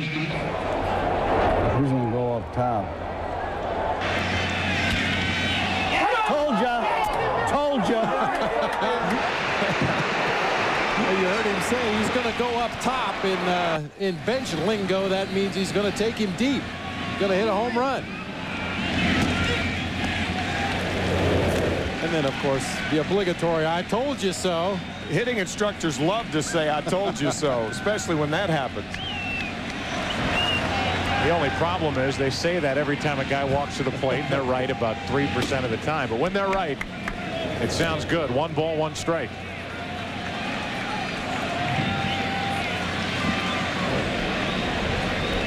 Leyritz fly to right. He's now 0 for 3 tonight. Sidearm from Wells, and not much of a swing from Joyner. Strike 2. I have not seen David Wells drop down to any hitter this year. Coming sidearm. He's been hanging around David Cone too long. Yeah. Laredo. 2-2 now on Joyner. You can see the drop down, the arm almost dead sidearm. Throws that breaking ball that starts over the plate, breaks away from Joyner. He's not able to hold up.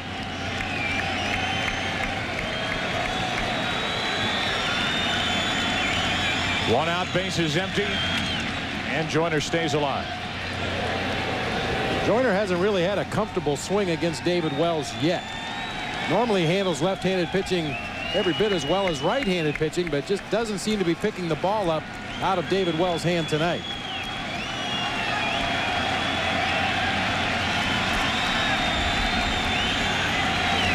Again, Wells drops down. He misses 3-2. Fastball the first time, breaking ball that time.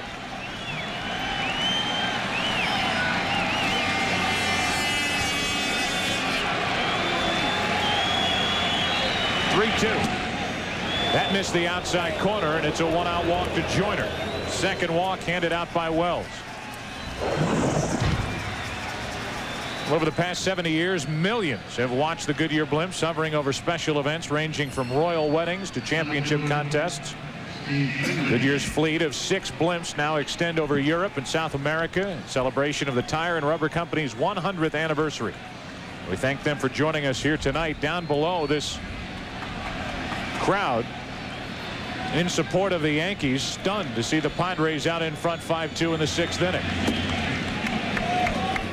As it's now 10 o'clock straight up in the Eastern time zone. Come on, baby. Joe Buck, Bob Brenly, Tim McCarver with you. As Finley bats after the walk to Joyner with San Diego out in front by 3. The home run ball has hurt David Wells and the Yankees so far tonight. 1 ball, 1 strike on Finley.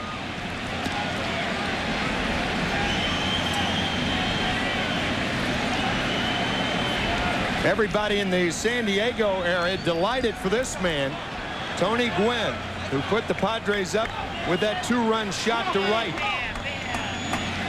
Everybody in the San Diego area, with perhaps the only exception in the Point Loma area, where David Wells is from and still has a lot of friends. 2 balls and a strike on Finley. I think a lot of National League fans are happy for Tony Gwynn. A guy that's handled himself with such class and dignity throughout his career, getting an opportunity after a 14-year wait to return to the World Series.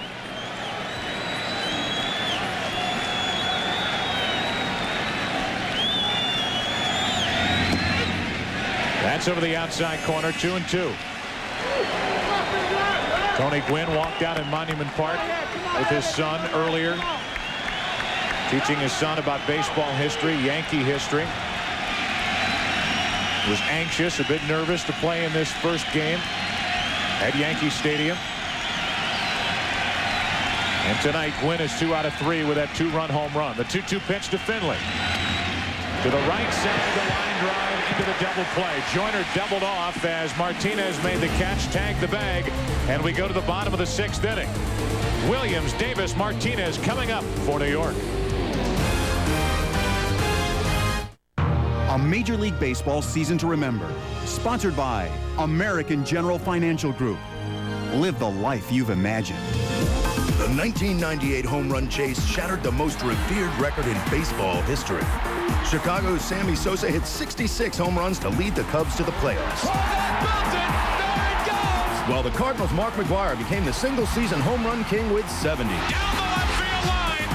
Gone! There it is!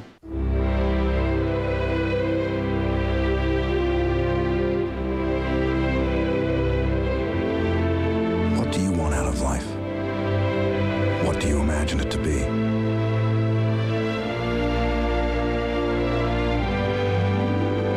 What does your future hold? Does it scare you? Or does it fill you with promise and anticipation? Having the vision is the first step. Achieving it is where we come in.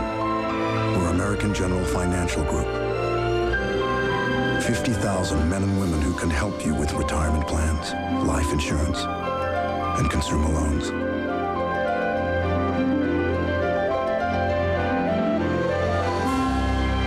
American General Financial Group. Helping over 12 million people live the life they've imagined. Live the life you've imagined. I run into people who smile a little bit when I say I drive a Hyundai. My response to them was sit down, get behind the wheel, because I think it sells itself. I've gotten so many compliments on that car. It really has a luxurious feel to it. It handled so well. It was very roomy. I've never had a car that was more dependable. I feel Hyundai has improved their product tremendously. Get in it, sit in it, drive it, and you'll see what I mean.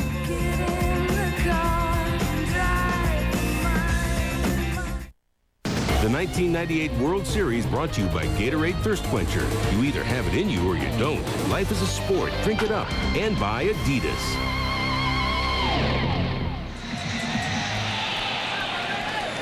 Yankee Stadium, Game 1 of the 1998 World Series. Joe Buck, Bob Brenly, Tim McCarver. Bob, we told them at the top, don't tell the Padres that they can't do something. Don't tell them they're going to roll over and play dead for the New York Yankees. They have a 3-run lead here in the 6th inning. Well, this is the way they've played all season long. The Padres, if you look at the numbers on the stat sheet, they don't knock your eyes out, but somehow they've managed to find ways to win.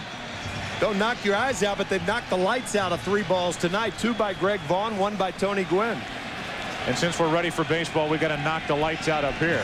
That's right. Or else they start to glare at us. Bottom of the 6th inning. The cleanup hitter, Bernie Williams, first up. And a ball from Kevin Brown, who got into and out of trouble in the 5th, got into and couldn't get out of trouble in the 2nd. The number 9 hitter, Ricky Leday, got him with a 2-out, 2-run double.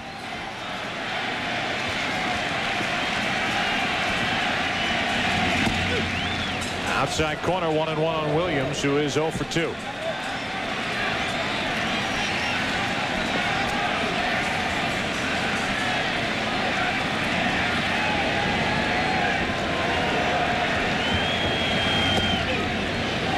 One and 2.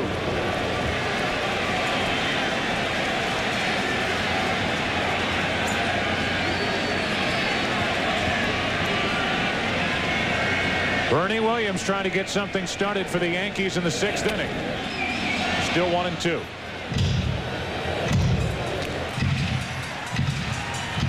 Told you that Kevin Brown has waited about a year for another chance in the World Series. Chance for redemption under the tutelage of Dave Stewart after last year going 0-2 in the World Series while with the Marlins. The victorious Marlins, by the way, which is hard to remember sometimes with everything that's happened in South Florida in 1998. Hamilton and Langston again getting ready for the Padres out in their bullpen here in the 6th inning. Kevin Brown's tutor last year was Larry Rothschild, and after the Marlins won the World Championship, Rothschild became the manager of the Tampa Bay Devil Rays. A 1-2 to Williams, just slowing away. 2 and 2. Well, for Brown so far it's been worth the wait. Leading 5-2 in the 6th inning of Game 1.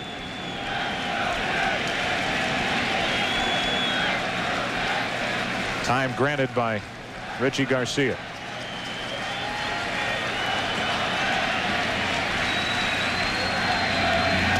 Outside corner, struck him out. 4th strikeout for Kevin Brown tonight. And to set you up for the rest of tonight's game and the rest of this series, about a scouting report on the Padres. Well, they feature strong starting pitching, as we've seen tonight, especially in the postseason. The 1.87 ERA. Good situational hitting. The team batted only .240 in the postseason before tonight, but .278 with runners in scoring position. A sure thing closer in Trevor Hoffman. And their veteran hitters seem to be able to make adjustments on the fly depending on what pitchers try to do to them. Great example of that was in the 6th inning of Game 6 against the Braves, when they got 6 hits in the inning and 5 of them came to the opposite field, taking what Tom Glavine was giving them and taking advantage of it. There's Chili Davis, 1 out, nobody on. Chili's 1 for 2.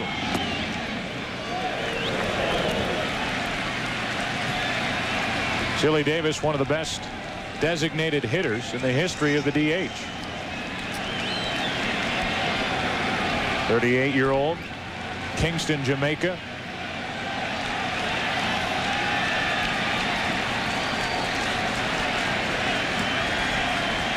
Second World Series for Chili Davis. The other was back in 1991 while with Minnesota.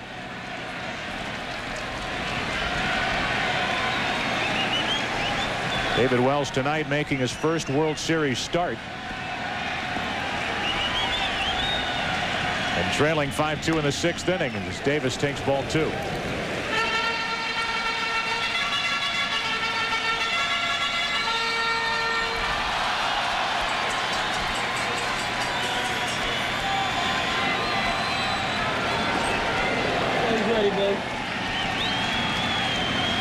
A close eye being kept on Kevin Brown here in the 6th inning.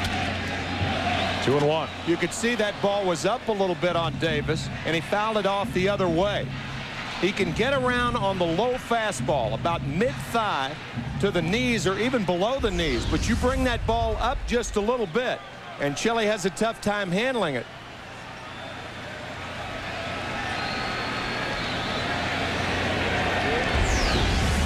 Most good low ball hitters are good off-speed hitters also. Popped up behind short for Gomez. Called off by Vaughn. 2 up. That pitch was right on the hands of Chili Davis. That's where most American League pitchers try to pitch Chili. It's really not a secret. This ball right in here, and it crowds him and ties him up. And he pops meekly to short. Put that same pitch and lower it about a foot. Barrel of the bat's on it instead of the trademark.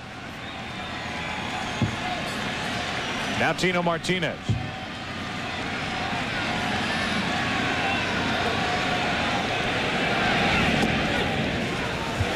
Strike from Brown on the breaking ball. Brown has used very few breaking balls in this game up to this point. He still has that pitch in his back pocket. Should the Yankee hitter start getting on his sinker or his four-seam fastball, he can always go to more breaking balls. How many pitchers have that luxury where if one plan isn't working, he can go to 3 or 4 other plans to be successful? It makes it tough as a catcher because you run out of fingers. Guy throws more than 5 pitches, you're in trouble. Take your shoes off. Although Carlos Hernandez then would have to paint his toenails, evidently, so that Kevin Brown could pick up the signs. He's already painted the nails on his right hand. That's either to help Kevin Brown or because he's a Marilyn Manson fan. It's my second Marilyn Manson reference of the postseason. Pitch number 100 coming on the night for Kevin Brown. 2 out, nobody on. And a strong 6th inning from Kevin Brown. The Yankees go in order into the 7th, game 1. 5-2 Padres back after a break from your local Fox station.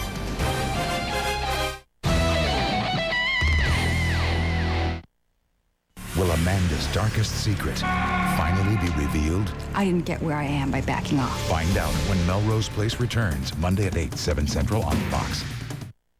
He's lived the American dream in Colorado. Henry Strauss, a successful small businessman, now a moderate for Congress. Henry Strauss, he'll fight to make sure doctors and patients make medical decisions, not HMOs and insurance companies. Henry Strauss, for small class sizes, so our children get the best education. His opponent wants to dismantle public education and even wants to ban abortion. Our choice is clear, strong, moderate, independent. Henry Strauss, Congress.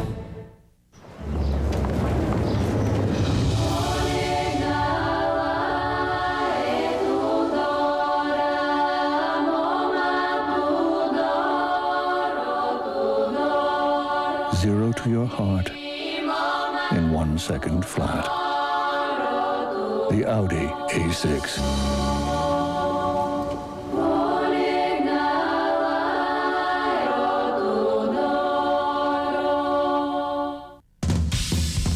Now turn to the Rocky Mountain News for our special sports and entertainment package. Friday, Saturday, Sunday, Monday. 6 months of the news for only $9.95. 6 months of entertainment, books, movies, plays, travel, concerts, bars, and restaurants.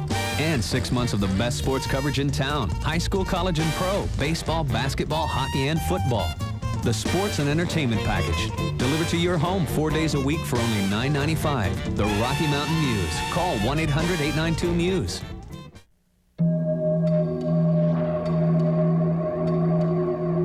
It's never happened before, and you never saw it coming. It's your transmission. So who do you call to make sure it's fixed right? Times like this, it's nice to know that AMCO has over 700 locations across the country. That means wherever you go, the help you need is just a phone call away. AMCO, AA, MCO.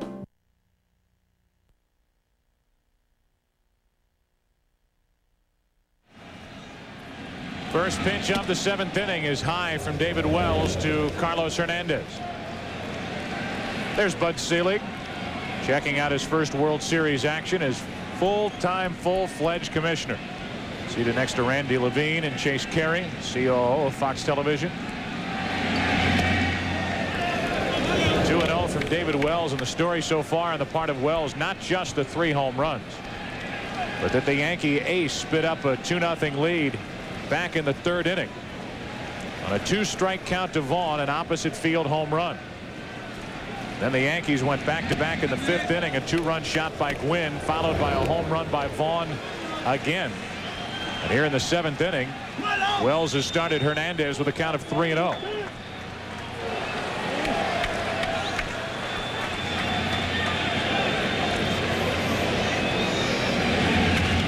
Ripped foul.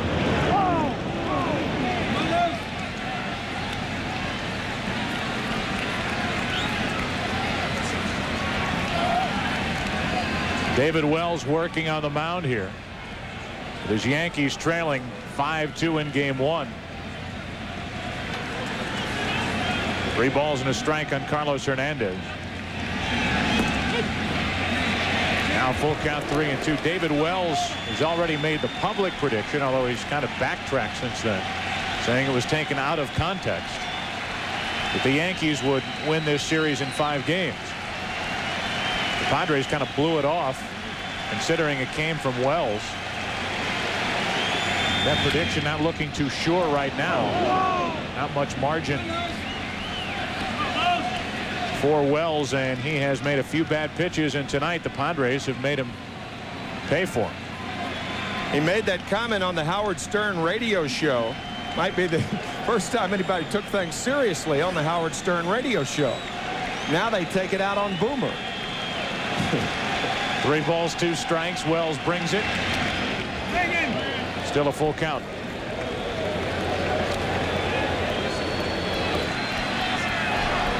Working on the left leg down near the knee of Greg Vaughn.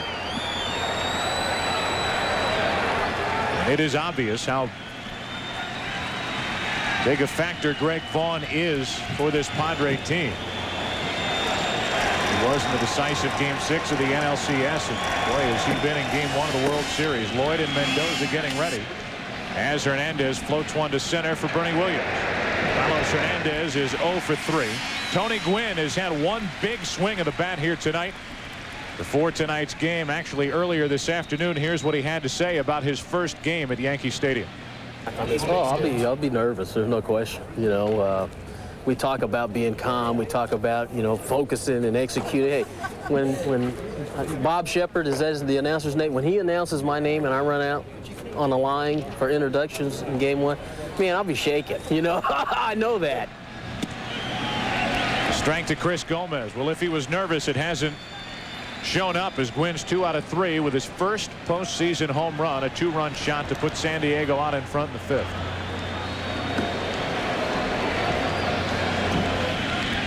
Base is empty, 1 out, and Gomez a check swing grounder to Brocious. The bare hand pickup. The throw is true, and the first 2 are gone for the Padres here in the top of the 7th. Tomorrow we'll be right back here for game 2 as Andy Ashby of the Padres will square off against El Duque, Orlando Hernandez. And the rest of the Yankees, it's game 2 of the World Series beginning tomorrow night, 7:30 Eastern, 4:30 Pacific, following our NFL doubleheader right here on Fox.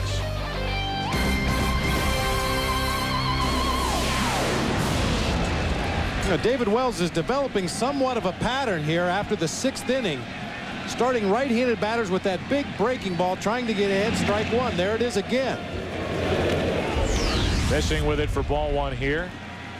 Nice job by Brocious smothering that ball with the bare hand. The first thing you have to do is pick it up, and then hopefully you can find a good grip, find some seams, and make that throw across the infield. Base is empty, 2 down, and ball 2 on Kilvio Veras, who has one of the most important hits of the night. It came with 2 out, nobody on in the 5th. couple of strikes on Barris. It extended the inning, and then Gwynn went deep, Vaughn went deep, and it's a 5-2 game then. It's a 5-2 game now.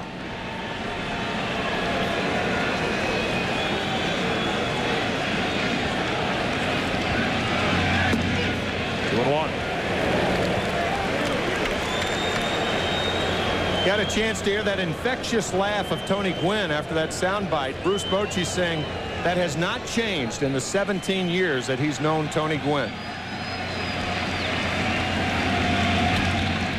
Barris into right. O'Neill back near the wall. Little leap and a catch, and the Padres go in order in the top of the 7th. Time to stretch. These Yankee fans will stretch and hope for some runs. Bottom of the 7th inning, bottom of the order coming up. Game 1, it's 5-2 San Diego. During a surprise inspection of your barracks, I found this. What's the matter? Do you miss your precious Rocky Mountains? Do you, Kowalski? I want to know whose beer this is right now. It's my beer, Sergeant. I wasn't gonna take it, sir. I'll bet. No, really, look, it's still cold. Now, what'd you do with my pretzels? Find the General's pretzels. I love lobster. Boiled lobster, broiled lobster, jumbo lobster, baked stuffed lobster, steamed lobster, lobster Newburgh, lobster tail. There he goes again. Lobster roll, sauteed lobster. Did I mention lobster stew? Boiled. The Cook's Lobster House off the coast of Maine. They'll give you lobster just about any way you want it. But bring your Visa card, because you won't get a bite using American Express. Sir, any suggestions? There's boiled lobster. Visa, it's everywhere you want to be. Get ready to taste life for the first time, people. Watch out now. You want to taste life? Then take a big swig of this new Pepsi One. This one's got it all. The most awesome cola taste that's bigger than the Wild Blue Yonder. But only 1 calorie. You want to taste one? Yeah. You want one? Yeah. You want one? Come and get it. Go! Go! You got one for me? Put your tray table up and prepare for takeoff, my man. New Pepsi One. In conclusion, Mr. McKean, we would appreciate it if you would finally sign the Declaration of Independence as we sent it to you in 1776. Thomas Jefferson, 1779. Many things you know about famous dates are wrong. Like having to wait until January to see the new 99 Mercedes. In fact, you can see them now at your authorized Mercedes-Benz dealer. As for McKean, he finally signed in 1781. The 1998 World Series on Fox is brought to you by Visa. It's everywhere you want to be. And by Aflac, insuring over 40 million people worldwide.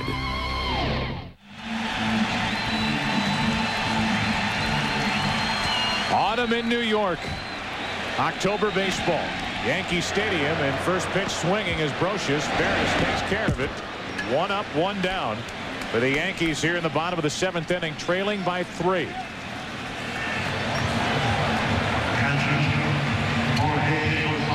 So Joe Torre's Yankees, 121 total victories, including the postseason in 1998. Watching from the dugout bench as Jorge Posada digs in. 50 come from behind victories for the Yankees, mixed into those 114 during the regular season. Here's Posada. There's ball 1. One thing you always have to be concerned with if you're playing the Yankees is their ability to put up big numbers in 1 inning. They scored 5 or more runs in an inning 32 times this year. Posada rips a base hit into right field. And Jorge's on base for the 2nd time tonight.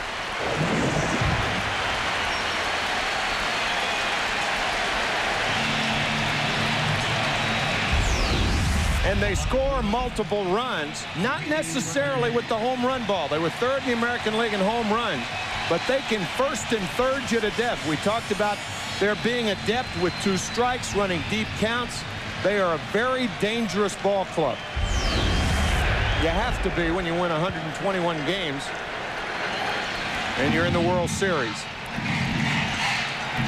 Mentioned last inning that Kevin Brown is working under the watchful eye and the scrutiny of Dave Stewart. The Padres have had action in their bullpen almost throughout this game. Really since the 4th inning on. Here we are in the 7th. A ball to Ricky Leday, and again there's action for San Diego as Donnie Wall gets loose in the Padre bullpen. Leday's been able to turn on a couple of Kevin Brown fastballs from the middle of the plate in his first 2 at bats. We anticipate he's going to try to keep the ball away, maybe even change speeds. 2-0 from Kevin Brown. So he missed with the sinking fastball and came back with a slider off the plate. The one thing here is that the Padres need a double play, and Kevin Brown is the best pitcher that they have to induce a double play. 1 on, 1 out. The 2-0 pitch. 3-0 to Leday.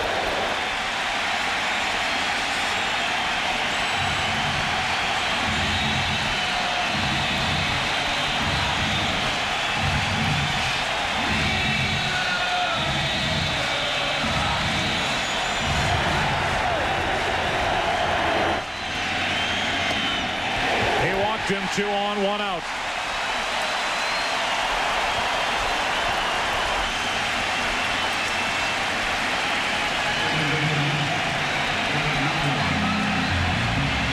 Third walk of the night handed out by Kevin Brown, and it will be his final walk of the night and his final pitch. As Bruce Bochy motions to the San Diego bullpen, and Kevin Brown will leave up by 3. But responsible for 2 on with 1 out here in the 7th inning. Donnie Wall will enter. Top of the order coming up for the Yankees, who trail by 3.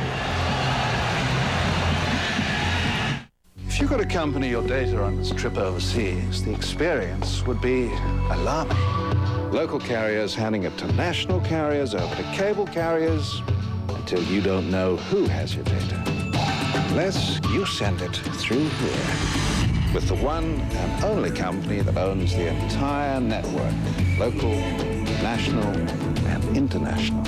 So you know who has your data. OnNet from MCI WorldCom.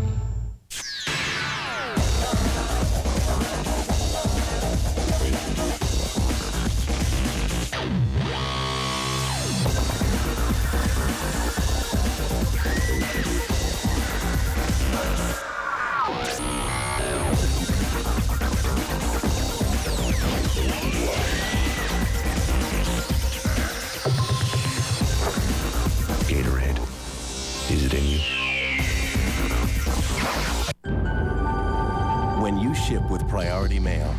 It's a great way to save money. But what about other parts of the world? There's global priority mail. And here's the best part. Give us a few days more, and you can save up to 70% over FedEx or UPS. So, what's your global priority? Try global priority mail from the U.S. Postal Service. Due to circumstances beyond our control, tonight's game is canceled. Take your skates off, eh? What's up, Coach? The game's postponed. What? What do you mean? Some guy came in with a Wendy's spicy chicken sandwich. Oh, they're good. It was so hot, the ice melted. Again? Oh, for the love of Pete. Wendy's spicy chicken is a whole breast filet seasoned with Dave's own blend of pepper and spices. It's one hot sandwich. That's the second time this week, Dave. Sorry. Wendy's spicy chicken. When you're hot, you're hot. In just 6 days, all hell breaks loose. Time to give the devil his due. Brimstone premieres Friday at 8, 7 Central on Fox.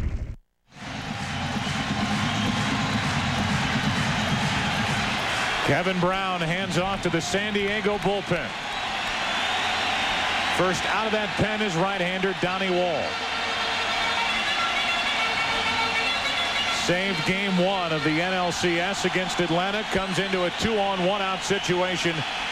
And what an opportunity for Chuck Knobloch to endear himself to these Yankee fans.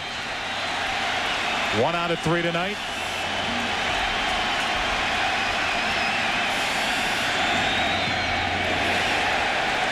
Ball 1. I think Kevin Brown probably could have pitched to Knobloch and Jeter, but what Bruce Bochy is doing here, this is the 4th time through the lineup, is giving the Yankees a different look in Donnie Wall. Totally different pitcher from Kevin Brown. A lot of breaking balls, a good splitter.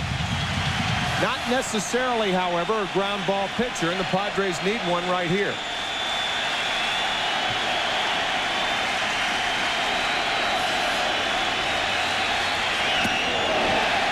Two and 0.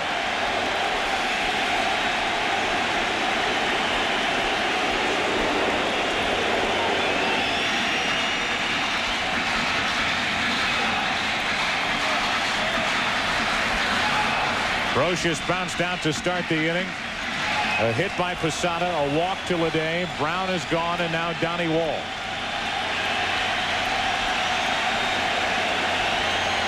The 2-0 to Knobloch. Down the left field line. Vaughn in the corner at the wall. Gone! It's a 5-5 game in the 7th.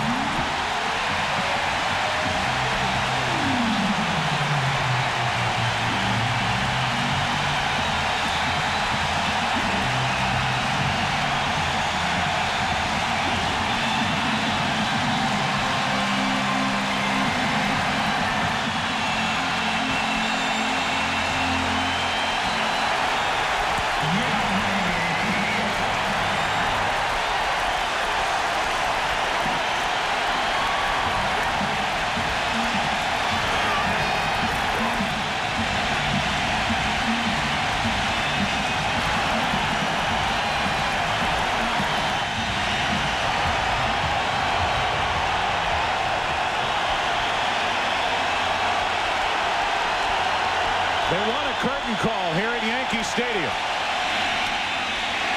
Jeter bounces a base hit up the middle, and the go-ahead run is on for the Yankees in the 7th. They may not get the curtain call as Bruce Bochy makes his way out of the dugout.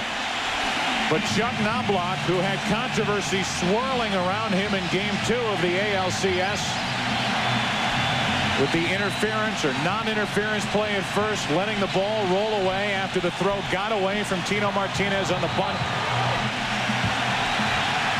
A curtain call from Knobloch to the fans who rode him after Game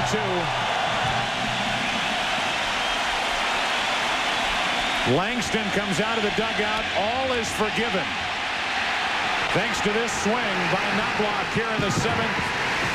It's a 5-5 game. Make great things happen with Great White Paper. It's a great day for feeling your pride, and it's a great day for smiling inside. Yes, it's a great day, so throw your arms out wide. A great day for using Great White. Oh, it's a great day for making your mark, and it's a great day for working till dark. It's a great day for getting that spark. Yes, it's a great day for using Great White. Great White. Make great things happen. If it takes forever, I will wait for you. For 1,000 summers, I will wait for you. There's certain things you just can't live without. Okay. I'm back. A good receiver is one of them. Visa's the other. Sure. Yeah. Don't tell the guys about the flowers. Official card of the NFL and everywhere you want to be. Son, your mother and I have to talk to you. It's important. Marijuana.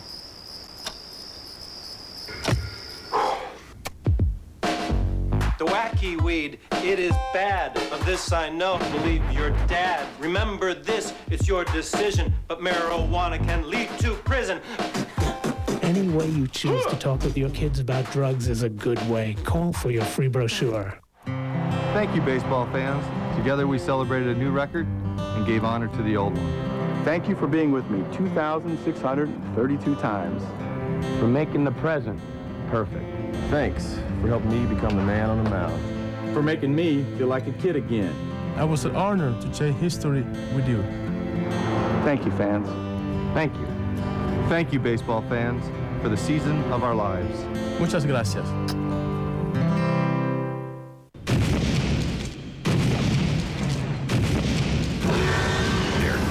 Closer. The Lost World, coming Sunday, November 1st on Fox. In the 12th inning, Travis Fryman bunted up the first baseline. Game 2 of the ALCS. Tino Martinez fielded the ball. Travis Fryman ran inside the baseline, and the throw by Martinez hit him in the back. Knobloch standing there. So from the doom and gloom of that Game 2 to the glory of Game 1 in the series. Knobloch has always been a hitter when he works the count in his favor. He's got good pop to his pull field, which is left. He hit 17 homers during the regular season. Donnie Wall fell behind him 2-0. Knobloch sitting on a fastball and got it. The reaction from the Yankee dugout bench. His teammates who supported him during that controversial time. A subpar season during the regular year for Knobloch. Slate is just about wiped clean when you head into the World Series, and here he is 2 out of 4 tonight, including the game-tying 3-run home run in the 7th inning. O'Neill pops it up. Long run for Gwynn. That's the second out of the inning, as Langston comes on to get O'Neill and will now deal with Bernie Williams. 2 of the runs are charged to Kevin Brown. With Paul O'Neill, every at-bat is Armageddon.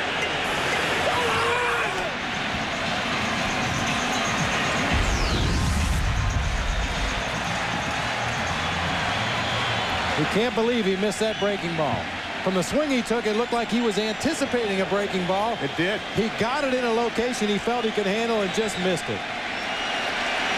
Now Jeter, the go-ahead run at first with 2 out for Bernie Williams, who's 0 for 3 tonight.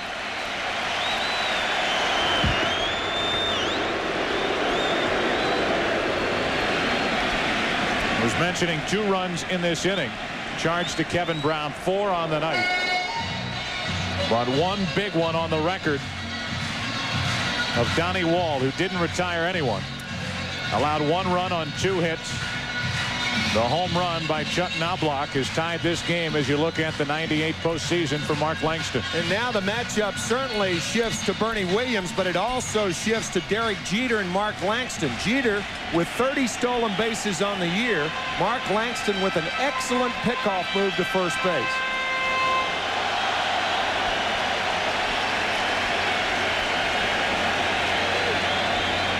Langston steps off and wants Hernandez to run through the signs again. He's having a lot of problems seeing the signs from Carlos Hernandez. Even the sign for the throw to first base, Langston had trouble seeing.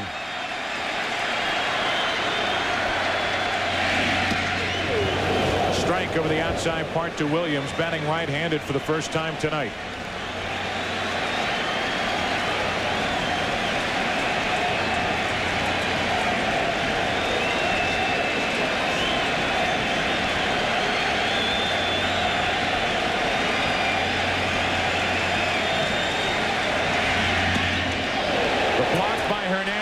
Jeter takes off, and he's in scoring position with 2 down. Great base running by Jeter. He took off the minute the ball went in the dirt. If Hernandez comes up with it cleanly, he's got a shot at him, but Jeter knows through experience catchers don't catch these balls. They block them. And many times they don't block them when they hit that far out in front of home plate. That pitch was a good 3 or 4 feet in front of home plate. Jeter anticipates the ball in the dirt. When it hits the dirt, he's off and running. And now a hit could put the Yankees back out in front. They led 2-0 after 2. We're tied 2-2 in the 3rd. Padres went up 5-2 in the 5th. The Yankees have tied it here in the 7th inning, and now the Padres will intentionally walk Bernie Williams.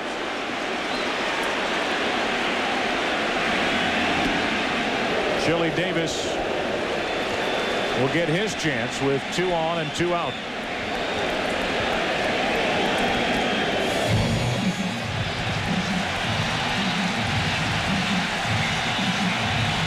A look at the Yankees box score. Knobloch, 2 hits, none bigger than the game-tying 3-run homer in the 7th. Bernie Williams now draws the walk. Posada 1 for 2 with a walk, and the number 9 hitter Leday 2 for 2 plus a walk, 2 RBIs and a run scored. A visit from Dave Stewart.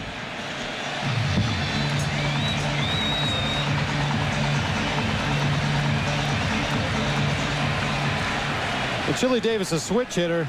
It's over 100 points higher against left-handed pitchers, which is where he'll be against Mark Langston right here. In limited playing time, he had 3 home runs this season. All of those came right-handed. Davis didn't get a lot of left-handed at-bats until real late in the year because of a muscle pull in his side. He had to prove to Joe Torre that he was healthy batting left-handed. So most of his damage was done while batting right-handed, and here he is with 2 on, 2 out. Tie game, 7th inning, game 1.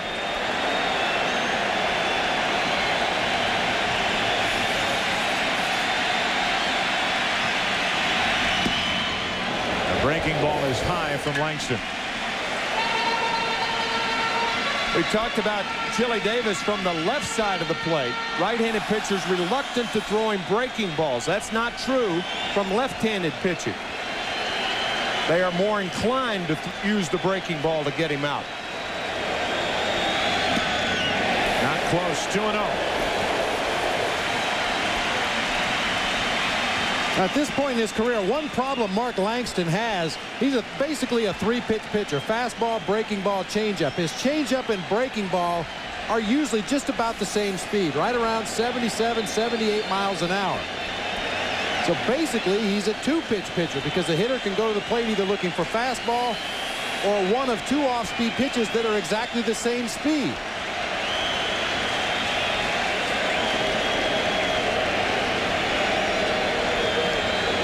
Langston came on to retire O'Neill, fell behind Williams, eventually walked him intentionally, and now works to Chili Davis with a count of 2-0.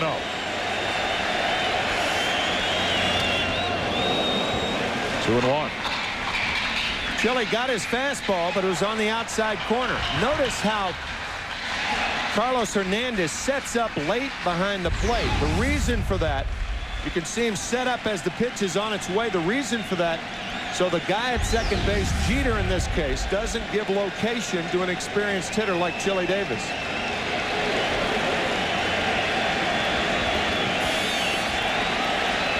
There's Jeter, the lead runner at second, with Bernie Williams behind him at first. 2 balls and a strike. 2 out. Tie game.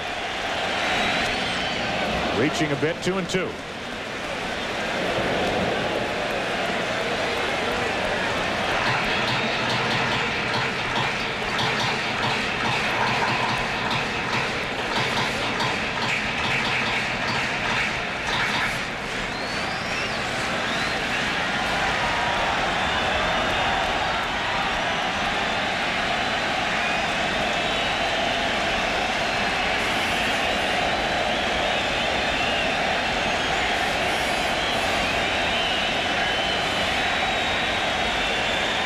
The 2-2. Full count, and the runners will go. Well, in the event of a base hit to the outfield here, you can be pretty sure Jeter will be sent. Vaughn with a below-average arm in left. Finley with the best arm for the Padres in center field. Tony Gwynn, although not a strong arm, he's very accurate and charges very hard. Well, while you look at that, remember these Yankee runners will have a head start on this 3-2 pitch to Chili Davis. 2 on, 2 out here in the 7th.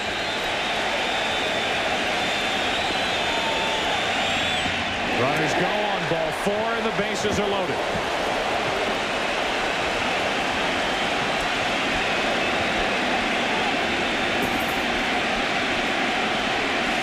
And now Tino Martinez.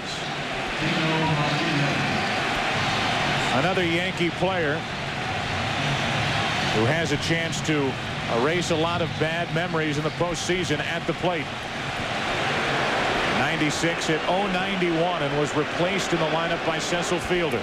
Here tonight, 0 for 2 with a walk and a run scored.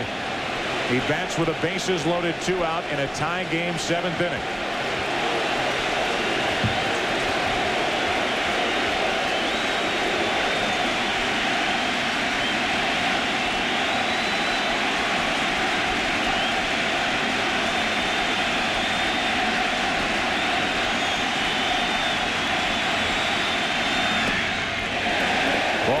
Tino Martinez.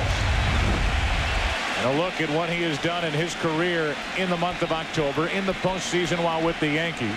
30 games, he's hitting .184. You compare that production to his regular season average of 32 home runs in a Yankee uniform. 2-0 from Langston.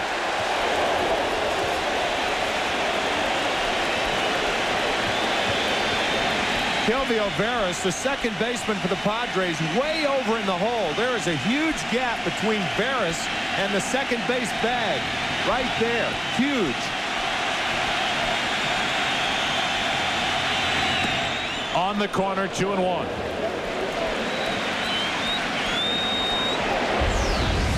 Good pitcher's pitch on a 2-0 count. Langston comes with a fastball on the outside corner. Tino Martinez still ahead in the count. He's not going to swing at that pitch.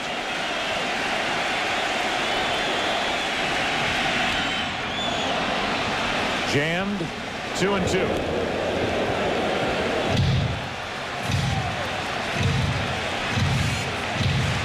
We showed you the numbers for Martinez in his postseason career with the Yankees. How about his career with the bases loaded? 6 grand slams and an average of .326. That last pitch, fastball on the hand, should set up the breaking ball on the outside part.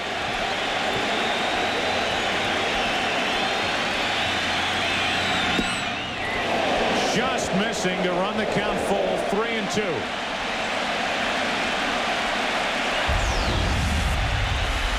Bruce Bochy from the bench wanted this pitch. Very close.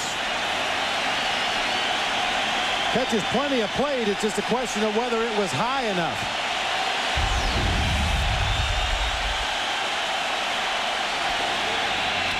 Martinez down the right field line. Grand slam.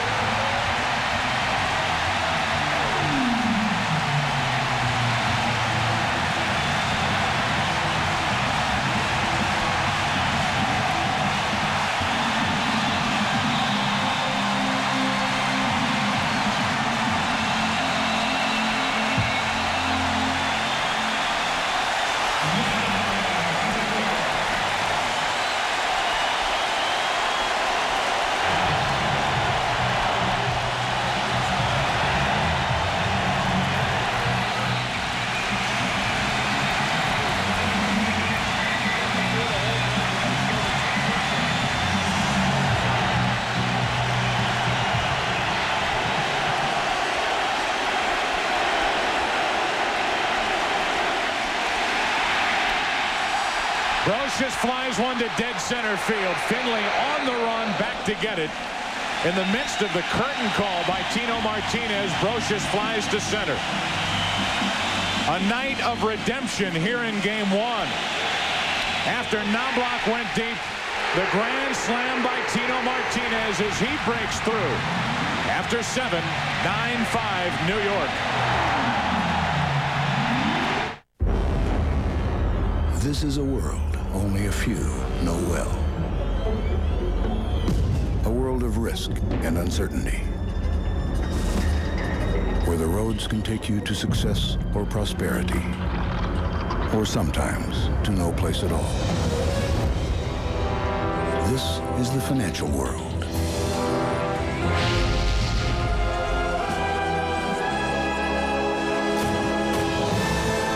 For decades, banks and investment firms of mountainous size have ruled the land. Yet high above the horizon, another mountain has risen. A mountain called First Union. With 16 million customers, the nation's 8th largest brokerage and 6th largest bank. For a new perspective of the financial world, come to the mountain called First Union. Or if you prefer, the mountain will come to you. They say the game these days is all about money. Well, not for the beer man. For the beer man, it's still about passion.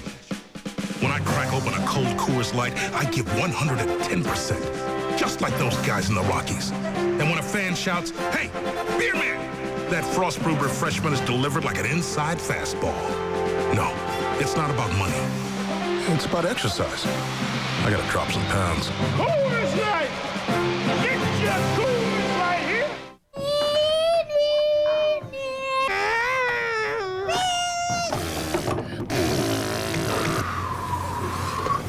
Can you guess whose parents drive a Nissan Altima?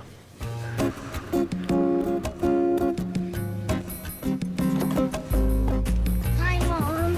Hey, buddy. The remarkably quiet Nissan Altima. Enjoy the ride. Now lease an Altima GXC for just $229 a month for 39 months with a $999 initial payment. The Skins battle the high-powered Vikings. Then the boys take on the Bears. It's a Fox NFL Sunday doubleheader tomorrow, noon Eastern, 9 Pacific. The Lost World with new scenes added November 1st on Fox. The two heroes from a 7-run 7th inning. Doom and gloom to glory again. Remember the 2-2 pitch. Very close. Bruce Bochy wanted that pitch, but Tino Martinez got this pitch.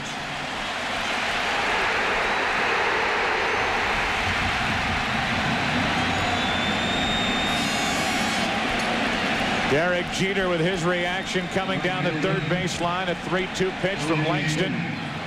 Parked for a grand slam off the bat of Tino Martinez. Knobloch preceded that with a game-tying 3-run shot. And against the San Diego bullpen, the much heralded San Diego bullpen, the Yankees break loose in the 7th inning. Now Tony Gwynn takes a strike. Jeff Nelson, the new pitcher. 5 games in this 1998 postseason. A big ERA. But this bullpen, 3 runs in 22 innings in this postseason. 1 ball, 1 strike. Talked about David Wells and his prediction of winning this series in 5 games. It didn't look good until the bottom of the 7th. And the chant for Tino Martinez as Gwynn fouls it back, strike 2. And also at the beginning of that last inning, Bob, your comment about 5 or more runs 32 times by the Yankees certainly proved the point. Not only do they do it swinging the bats, but drawing the walks that we've talked about. They're very patient hitters. 2 regular walks, 1 intentional walk in the 7th inning.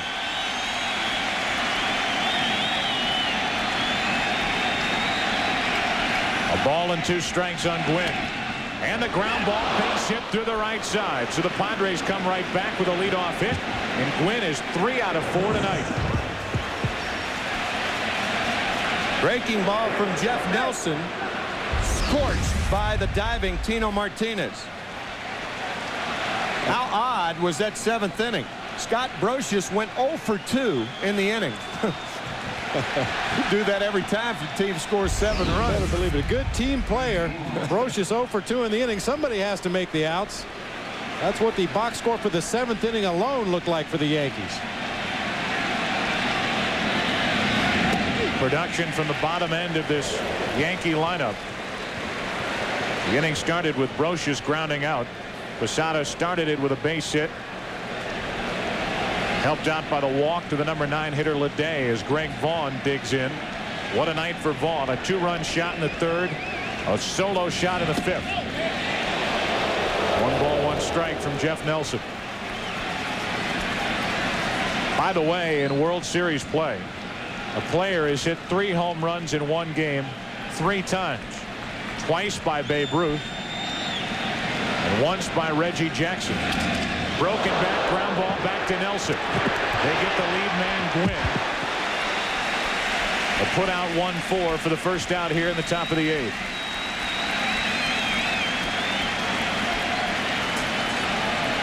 That expression that players use when a fella breaks his bat is getting in his kitchen. Well, if that's in the kitchen, this was in the pantry.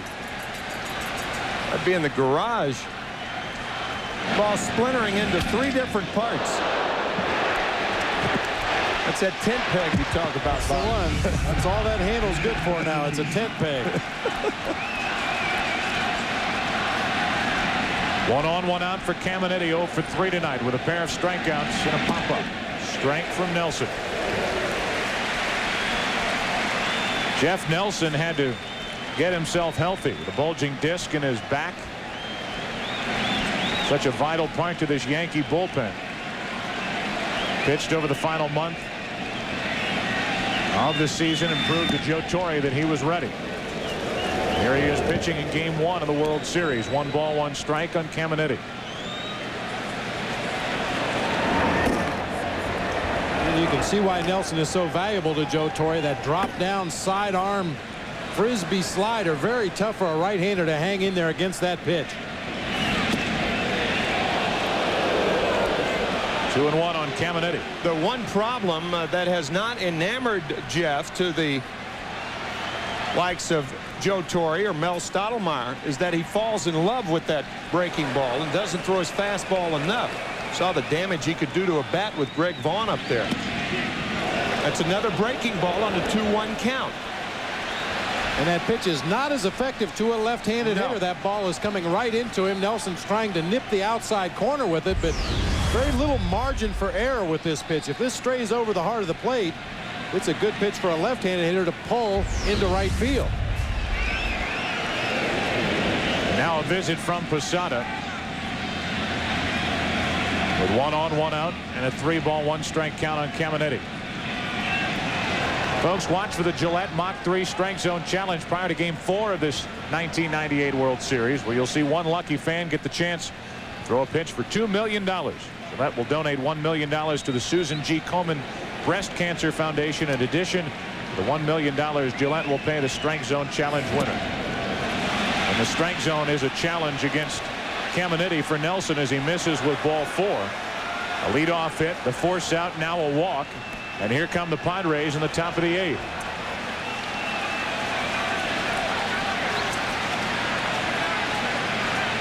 Well, if there's one Padre hitter that should be familiar with Nelson and that sidearm slider, it would be Jim Leyritz. Played with the Yankees. Saw a lot of those sidearm sliders. He's very familiar with the way Jeff Nelson likes to work, especially to right-handed hitters. It's a 4-run Yankee lead with 2 on, 1 out for the Padres in the top of the 8th. Leyritz takes a strike.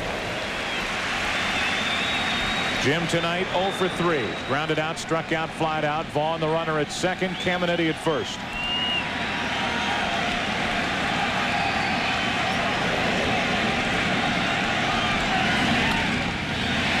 Strike 2. Tim told you about the home run in Game 4 of the '96 World Series earlier for Leyritz. Before that, '95 Division Series off Tim Belcher. Game 2, the game-winning home run in the extra innings. '98 Division Series, a game-tying home run. In Game 2, Game 3, the game-winning home run. He homered in the NLCS as well, but here he strikes out for the second out of the 8th.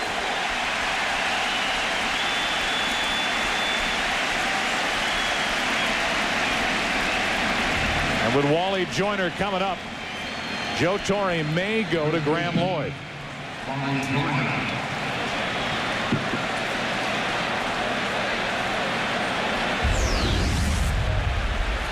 You get a look at this slider. 2-strike pitch to Jim Leyritz. See that dot on the ball as it comes up to home plate? That started on the inside corner, ended up on the outside corner. Here comes Graham Lloyd. Trotting into this action. 8th inning. His Yankees leading by 4. We will never, ever smoke up this house again. We are quitting with the patch. Nicoderm CQ. With the steps. There's a lot to be said for steps. While Nicotrol has only 1 step, Nicoderm CQ has 3, so you can step down your dose gradually the way doctors and pharmacists prefer. Was this a great idea or what? Nicoderm CQ, the power to calm, the power to comfort, the power to help you quit. Batting next, Mark McGuire.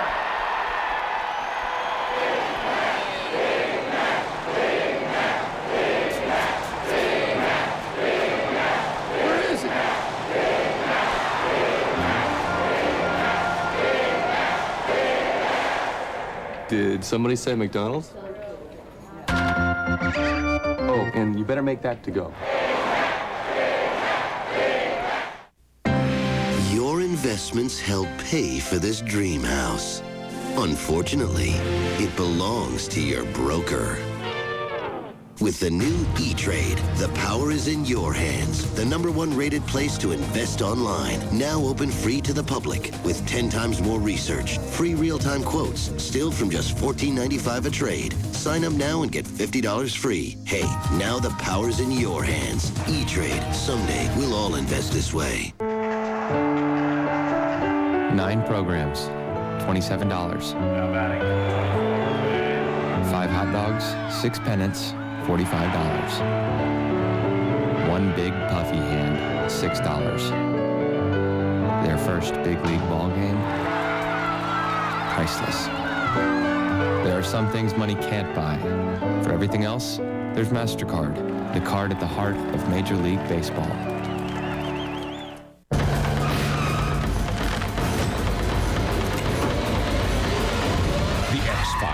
The new season begins November 8th on Fox. Well, what happens when you try to manage from the bullpen? Maybe a little embarrassment. Graham Lloyd was coming in as we went to break. Looked up and realized that Joe Torre had made the call for Mariano Rivera. And Graham Lloyd was sent back to the bullpen. Go back, go back. Well, you can't fault him for being anxious to get into the ball game.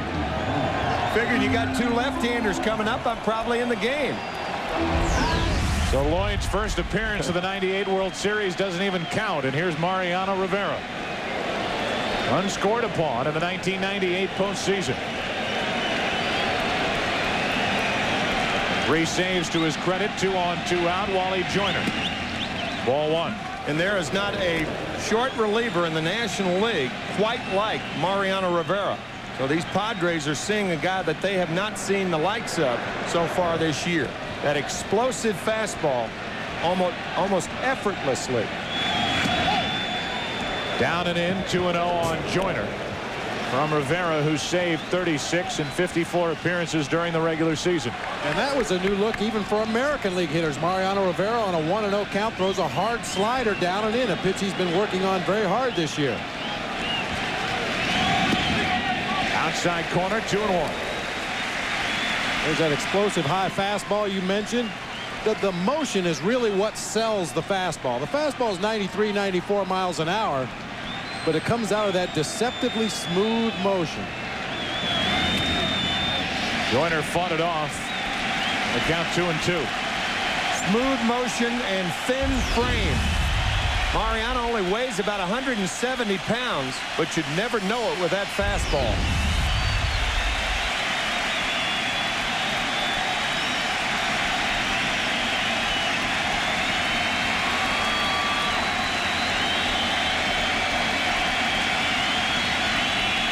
The 2-2 to Joyner. You know, I thought Joyner broke his bat on the previous pitch. And Joyner either found out it was broken on that last 2-2 pitch or did break it on this delivery inside from Rivera. Sometimes you do have hairline fractures from the trademark to the handle, and you can't really pick them up because of all the pine tar. The crack gets involved with the pine tar gets in the crack, and you can't really tell whether it's broken or not.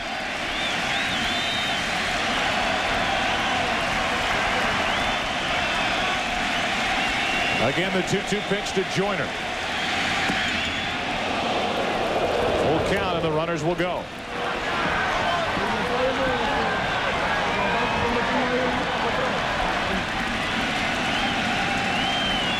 Seen just a little bit of everything in Game 1 of the 1998 World Series. Runners go as Joyner stays up there. Two teams that have been struggling offensively throughout the postseason coming into this World Series.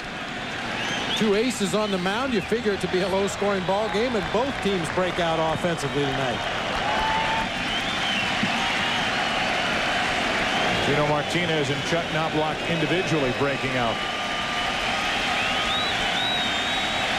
2 on, 2 out, 3-2 to Joyner.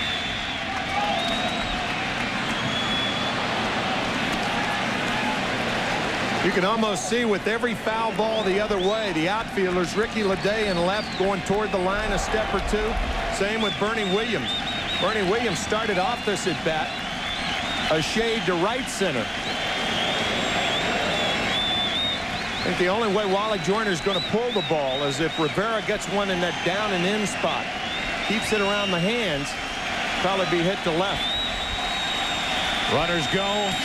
Joyner fouls another.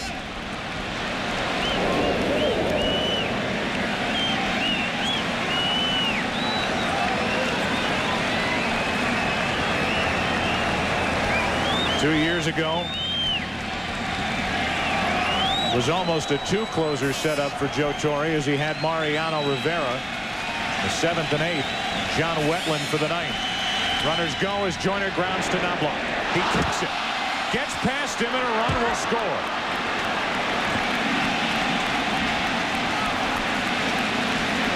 Most likely an error to make it a 3-run game and bring the tying run to the plate.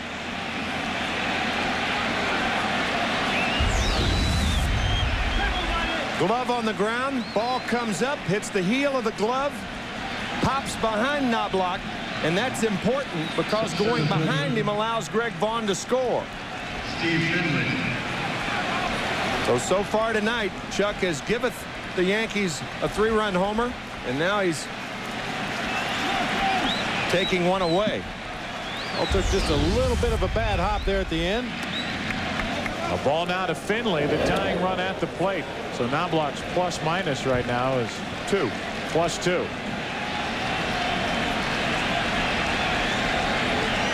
It's an error. It's no RBI for Joyner. And now the tying run at the plate here in the 8th inning. Finley to Martinez. The other hero of the bottom of the 7th inning closes the top of the 8th. Rivera did his job. It's a 3-run Yankee lead.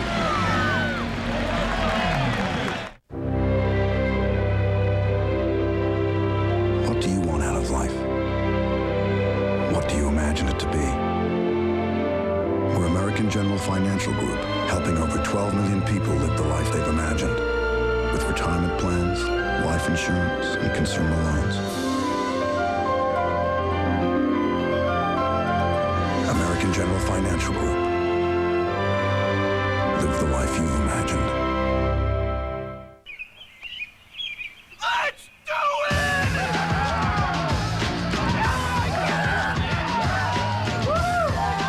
Squeezing my day. Watch it. With an extra value package, the 99 Corolla CE comes with power windows, power door locks, and air conditioning. So you and your friends will be a lot more comfortable. Hey, we can fit 2 more in here. Come on.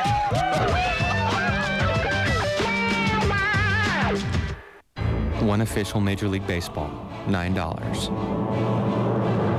New ball, $9. New ball, $9. New ball, new ball, new ball, $9. New windshield, $100. Making home run history priceless. There are some things money can't buy. For everything else, there's MasterCard. Official card of Major League Baseball and believer that records were made to be broken. Old soldiers never die, especially if they can do this. I'm going to kill them all. Kurt Russell. Soldier, rated R. Starts Friday, October 23rd.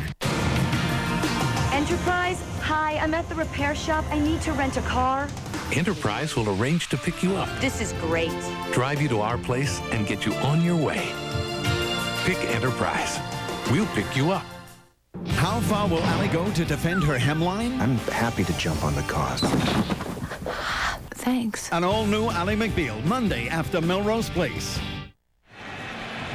Well, whenever the Goodyear blimp is hovering above with its camera focused on the event, you know you're going to get a unique view. Tonight, it's the Spirit of Akron.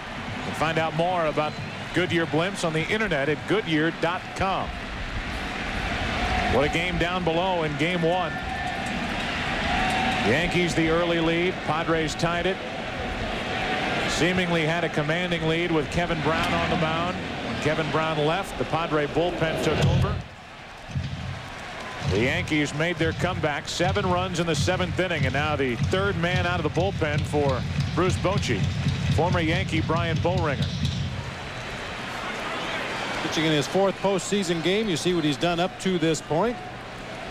The Padres are going to be in trouble if their left-handed relievers out of that bullpen do not show more effectiveness than they've shown throughout the postseason so far. Yankees have some strong left-handed bats in the middle of that order, and Randy Myers and Mark Langston are going to be important parts of this World Series, but not if they continue to pitch the way they have recently. Randy Myers didn't look all that good in the NLCS. Didn't appear in the division series, and Langston. Strike 2 on Posada. In his 15-year major league career, got his first taste of postseason duty back in San Diego in the NLCS against Atlanta. Ends up giving up the grand slam to Tino Martinez, so ineffective against left-handed batters, and the Yankees feature a lot of them. O'Neill, Williams, a switch hitter. Tino Martinez, among others. 2 balls, 2 strikes.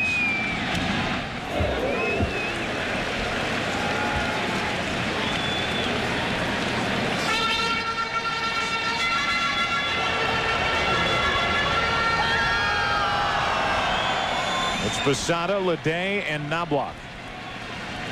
Look at Donnie Wall, who initially relieved Kevin Brown. Gave up the 3-run home run to Chuck Knobloch. 1998 postseason for the Yankees. First 8 games, 27 runs. The last 2, including the clincher against Cleveland, 18 runs, including 9 tonight. Posada's gone, and that's out number 1 here in the bottom of the 8th inning. Join the game, Bruce Willis, Denzel Washington. Stars of the upcoming action thriller The Siege, opening nationwide on November 6th. What a game they have seen, and we have seen here. Game 1 of the 1998 World Series. Here's Ledet.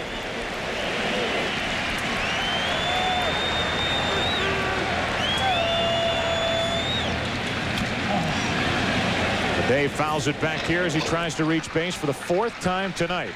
2-run double in the 2nd, a 1-out single in the 5th, a walk and a run scored in that 7-run 7th.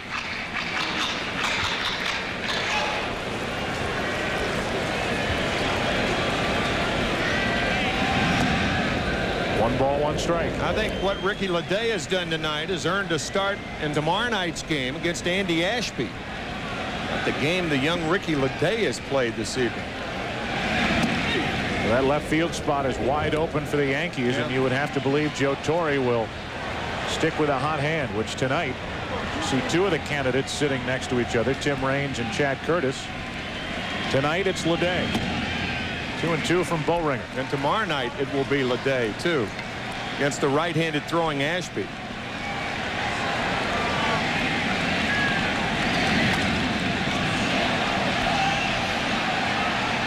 Still 2-2 on 24-year-old rookie from Puerto Rico. And there is the 29-year-old, wink wink, right-hander El Duque.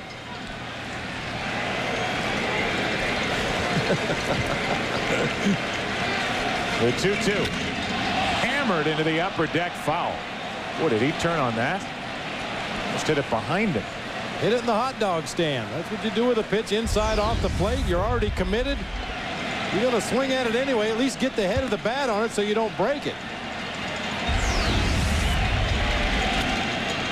Into left field. Vaughn is there. Can't make the catch. And Ledet will hold it first with 1 out here in the bottom of the 8th. Ledet is on base for the 4th time tonight.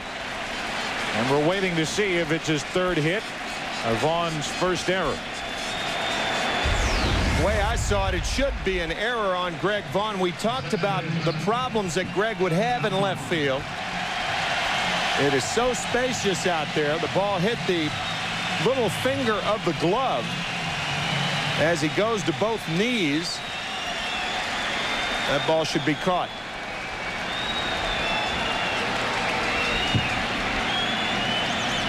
Still waiting for an official ruling on the play.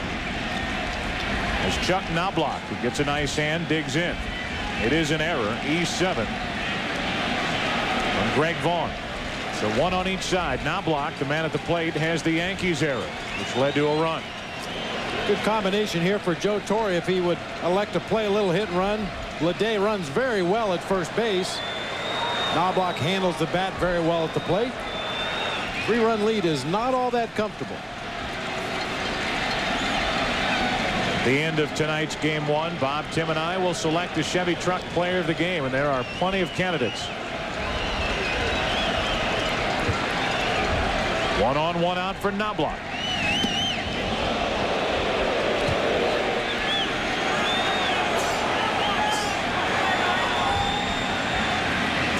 Now that hit and run becomes a more viable option since Knobloch is ahead in the count and the pitch out is remote.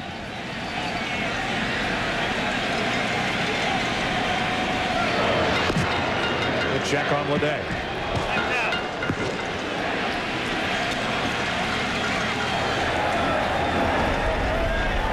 The other left-hander in the bullpen for San Diego, Randy Myers, cranks it up. Chuck Knobloch at the plate here in the 8th inning. In the 7th, this to tie the game off Donnie Wall.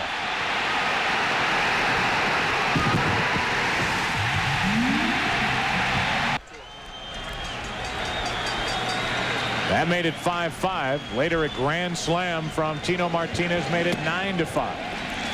2-0 on Knobloch.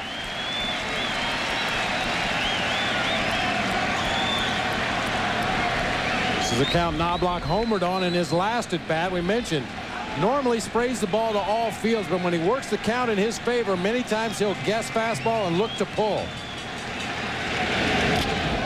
Knobloch drilled. And it's 2 on with 1 out.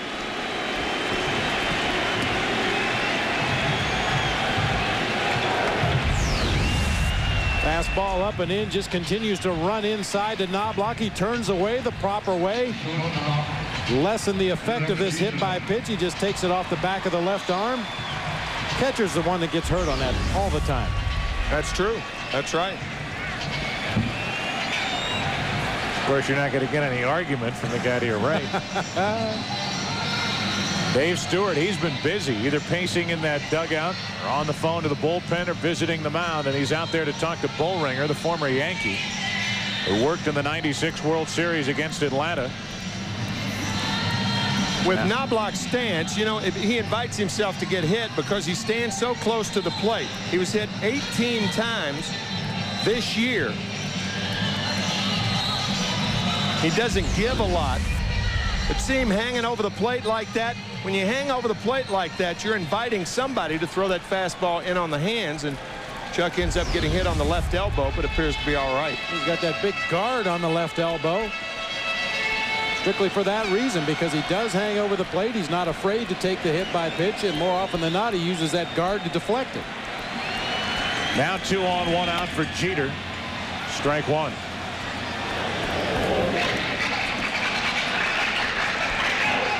There it is, 18 times this season, most in the American League, and that guard on that front elbow, the left elbow. A lot of pitchers believe that should be outlawed. At least a guard that big, which at times can hang in the strike zone. You brought that up this summer, Joe, and I think that's a very valid point that should be taken up by the Rules Committee. Whether to allow that to happen, because that not only gives you an extra piece of equipment, but it increases the area in which you could be hit. A lot of hitters use that as a piece of offensive equipment. Absolutely. Sure. Craig Biggio does it well in the National League.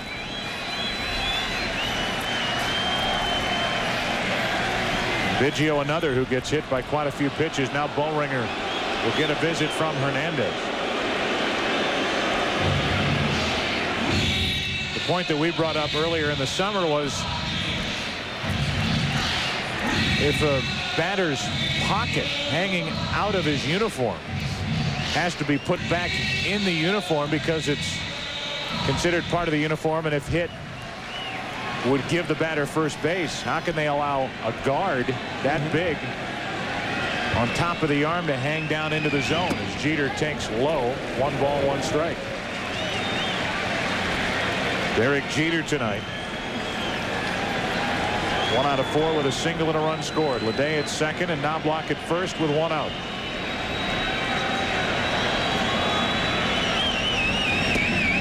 Two and 1.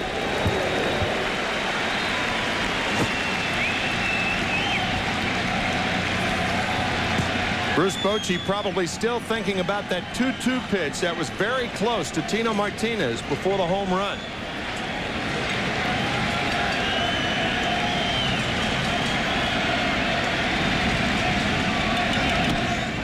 Three and 1 from Bullringer to Jeter. Another good combination for the hit and run. Jeter, a man at the plate that handles the bat very well, has a great knowledge of the strike zone. He can inside out an inside pitch. He can guide an outside pitch to the opposite field, and great speed on the bases. Not going as Jeter takes ball 4, and the bases are loaded with only 1 out. And O'Neill coming up.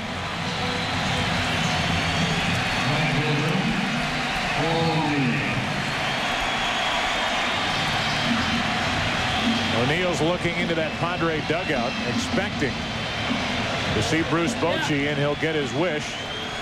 And he'll get the left-hander Randy Myers here in the 8th inning.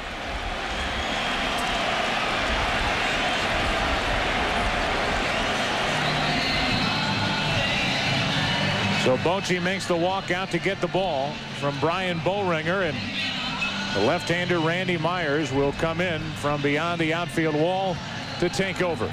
Bases loaded, 1 out. Paul O'Neill will be the hitter. The Yankees already leading by 3. Man, it's hot out there. Sports.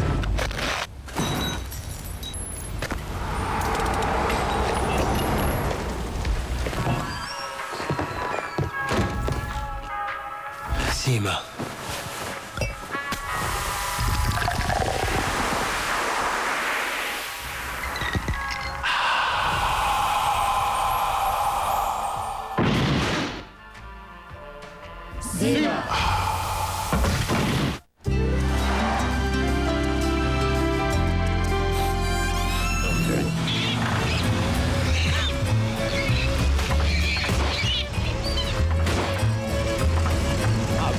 Great. That tune-up. These AC Delco parts are about the most dependable you can buy. They should really help improve your performance. Come on, they're all the same. I'll take some out of this bushel basket. Okay. AC Delco. No matter what you drive, if you're not asking for it, you're asking for it. Click on WorldSeries.com, the official postseason website of Major League Baseball. You'll find live audio play-by-play of every postseason game, video highlights, and real-time action on Baseball Live.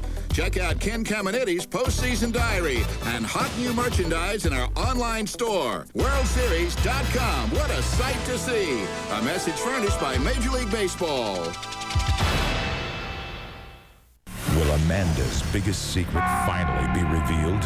I didn't get where I am by backing off. An all-new Melrose Place. Then, how far will Allie go to defend her outrageous hemline? I'm happy to jump on the cause. Thanks. An all-new Ally McBeal. It all happens on Fox's Miniskirt Monday. Here at Yankee Stadium, we're in the bottom of the 8th inning, and the Yankees are batting with the bases loaded, 1 out. Randy Myers just got to the mound. That long, slow chug out of the bullpen.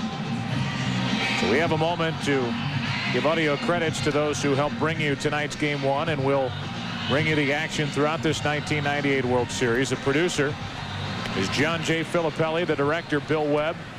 Segment producers are Carol Langley and Lance Garrett. The pregame producer is Gary Lang. The senior producer of Fox Sports is Bill Brown. The executive producers of Fox Sports, David Hill and Ed Gorin.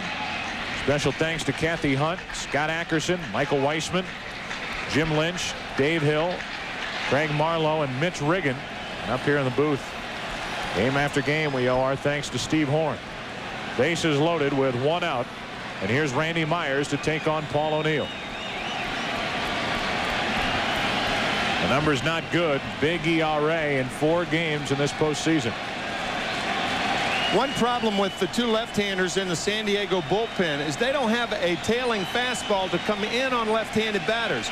Everything goes away. The slider from Randy Myers, the four-seam fastball, the same with Mark Langston. Whereas the Yankees have 2 pitchers, Graham Lloyd and Mike Stanton, both who can bite you inside. See that pitch right there? Randy Myers makes his living now in the outside corner to left-handed batters, and when a left-handed batter knows you can't come inside, he dives across the plate like O'Neill did just then. Bases loaded, 1 out. Yankees leading 9-6 here in the 8th inning of game 1. Same pitch, 1 ball, 1 strike.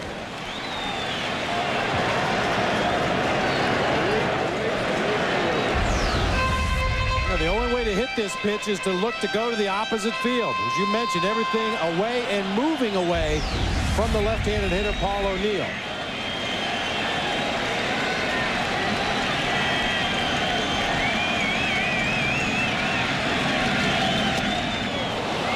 Strike 2 on O'Neill. A couple of former Cincinnati Reds. We made mention of it during the NLCS. Hard to believe a guy who was once known as one of the nasty boys has become a slider changeup artist with an occasional fastball. He's 1-2 on Paul O'Neill.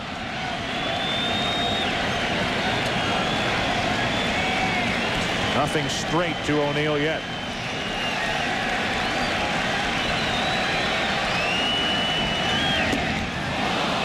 Struck him out for the 2nd out of the inning. The bases are loaded with 2 down as O'Neill couldn't catch up to the breaking ball. If you've seen one, you've seen them all. Slider. Slider. Slider. 1 ball and 2 strikes. Slider. So Randy Myers with 4 straight sliders to get O'Neill. Against the right-handed hitting Bernie Williams, he's more likely to use that slider on the outside corner, try to backdoor the right-handed hitter and use more splits against the right-handed hitting Bernie Williams. Bases loaded, 2 down. There it is. Backdoor slider for strike 1. Today, Knobloch and Jeter, the runners for the Yankees. Myers trying to keep the Padres in the game. They trail by 3 here in the 8th. 1 ball, 1 strike. In case you're wondering, the Yankees, who already have a grand slam from Tino Martinez, if they get one from Bernie Williams here, would become the first team in World Series play to hit 2 grand slams in a game. Bases loaded with 2 out.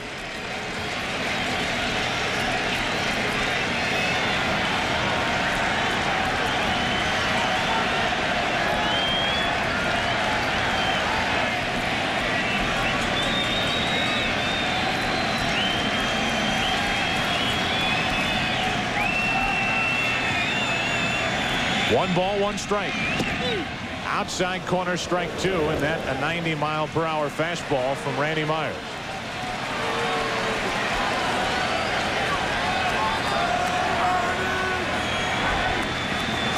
By the way, in the top of this 8th inning, Mariano Rivera came in a save situation with a tying run in the on-deck circle. And Rivera will go back to work right now. What a job by Randy Myers. Keeps his team in the game. Back-to-back strikeouts. We go to the 9th. Yankees lead 9-6.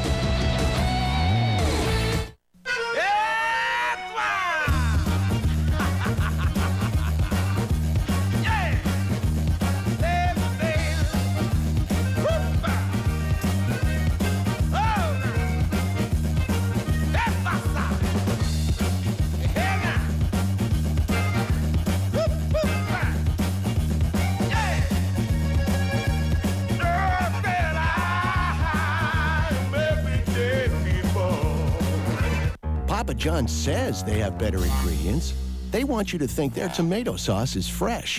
But what they don't tell you is Papa John's sauce is made from canned, pre-cooked, processed tomato sauce. They get their mushrooms out of a can, too, packed with preservatives. You won't find canned mushrooms at Pizza Hut, but you will find the Sicilian pizza with garlic, basil, and oregano baked right into the crust. Now just $8.99 for a Supreme Sicilian. Pizza Hut, the best pizzas under one roof. Beer is the best it can be at the brewery, fresh and at its peak of taste. Light, heat, and age are all enemies of beer that work against its taste from the moment it leaves the brewery. Budweiser's 12 local breweries ensure that your Budweiser is fresh and has not been subject to long trips. So you might say your Budweiser has less miles on it, and that means it'll taste like it does straight from its source.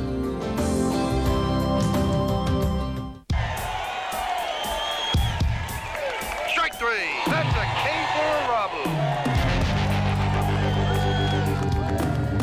Strike three. Swing and a miss. Hang another K. Strike three. Another Hudek K. He's out of there. Another K. Another K. He's the K. He's the king of the K tonight. I don't want to be the K anymore. The 1998 World Series on Fox is brought to you by Brewery Fresh Budweiser, the official beer of Major League Baseball, and by First Union, your guide to the financial world. Ninth inning of game number 1. Look at Andy Pettit, who is slated to start game 4 for the Yankees. And Andy has asked us to send regards to his dad, who went through double bypass surgery. Yesterday, Andy was down there with his father. He's in a hospital in Houston, Texas. And Andy sends his love to Tommy Pettit, his father, who obviously is watching the game. It's only 10:30 Texas time. And happy with the results tonight, even though the Padres fans are not. Here's Greg Myers off the bench. 1 for 1 in this postseason. It was a pinch hit, 2-run homer. The outside part, 1 ball, 1 strike from Rivera, pitching for the Yankees, trying to save it. For David Wells, will go to 4-0 this postseason. San Diego fails to rally here in the 9th inning. 2-1 on Myers.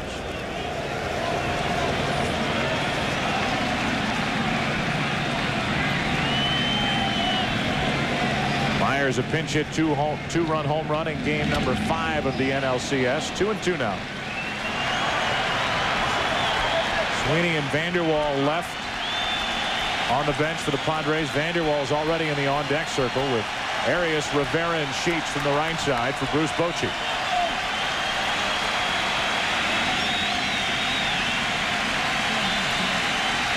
The 2-2 to Myers, 1 away.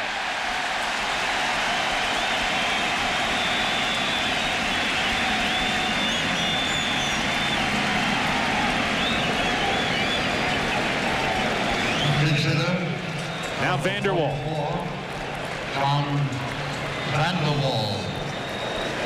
Really had a strong NLCS against the Atlanta Braves.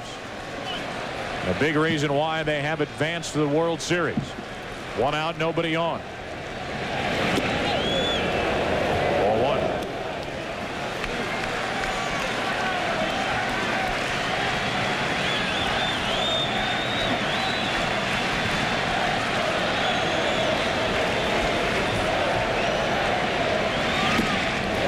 High heat, 1 ball, 1 strike. Well, that is vintage Mariano Rivera right there. You will never catch up to that ball right here, the fastball right around the letters. Got to make him get the ball down, and that is an enticing pitch at which to swing. Strike 2 on Vanderwall.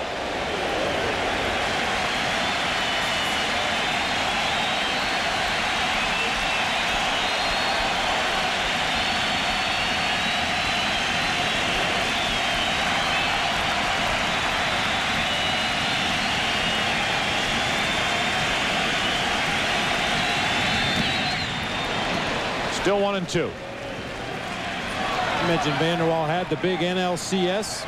Very rarely does he get an opportunity to have more than 1 at bat in a ball game. A pinch hitter deluxe in his days with the Colorado Rockies, and pretty much filled the same role for the Padres throughout most of the summer, but got some starts in left field due to the injury to Greg Vaughn and really took advantage. Myers struck out, a ball and 2 strikes on Vanderwall.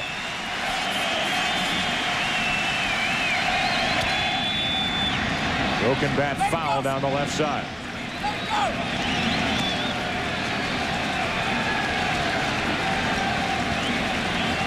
Vanderwall needs a new bat, and that is not rare. With Rivera on the mound, you got a quick shot of the number 39 on the back of the cap of Mariano Rivera. Also on the cap of Jim Leyritz, the Padres, but every Yankee has number 39 on the back of his cap to honor Darryl Strawberry. And great to hear that Darryl Strawberry is out of the hospital, at home watching, very much in the thoughts of this 1998 New York team. The 1-2, 2 out.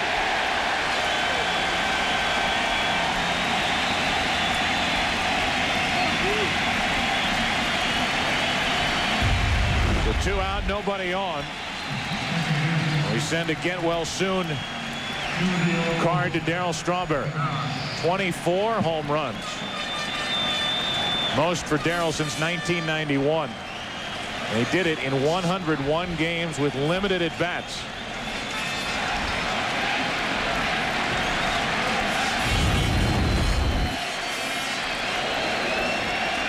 Two out with the bases empty, and Rivera trying to wrap up game 1. Strike 1.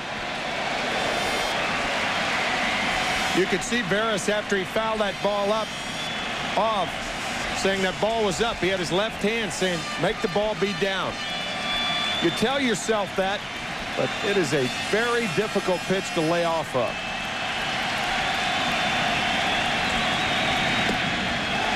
Strike 2, and Rivera could strike out the side here in the 9th inning.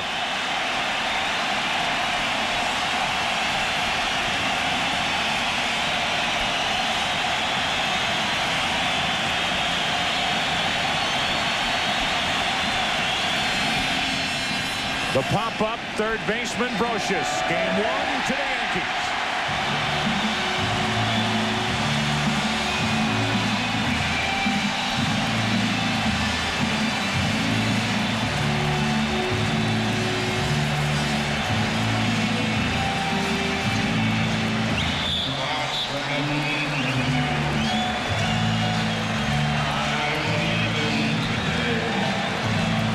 Our Chevy Trucks players of the game: Tino Martinez with a grand slam, Chuck Knobloch with a game-tying 3-run home run in a 7-run 7th inning for the victorious Yankees.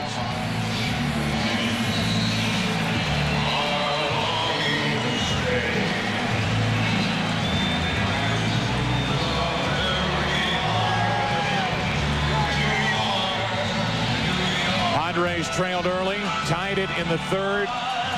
Took a 3-run lead in the middle innings, and then the Yankees broke loose in the 7th inning. That off the bat of Chuck Knobloch to tie it, out of the hand of Donnie Wall, tonight's losing pitcher.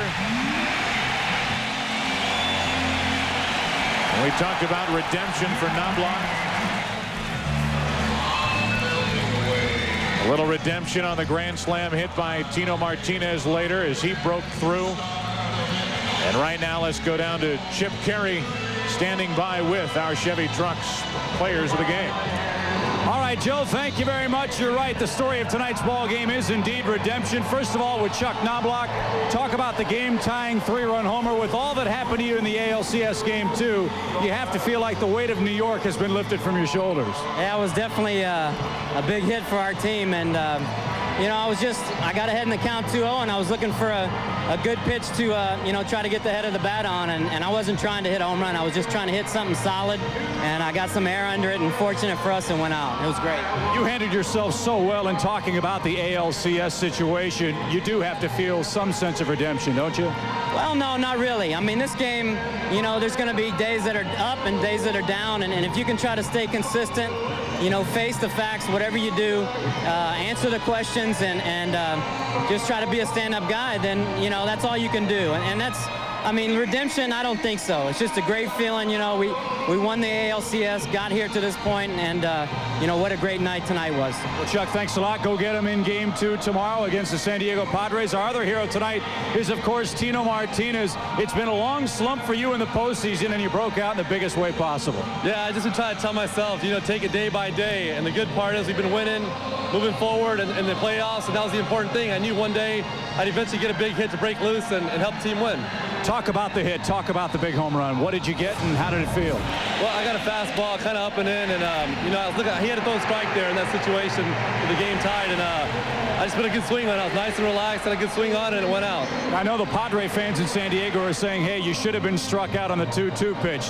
What was it? Well, I thought it was down. You know, I was looking for the ball up in the zone, and, you know, I saw it was a fastball the whole way right over the middle of the plate, but I thought it was down. Well, you and your Yankees, I know, are trying to play this World Series for Darryl Strawberry. He's watching the ball game tonight. Any message for him? Yeah, Strawman's been telling me, Tino, relax, stop pressing. So, Straw, keep getting better, man. I want to see him do it. All right, Tino, congratulations. Great job. Go get him in Game 2.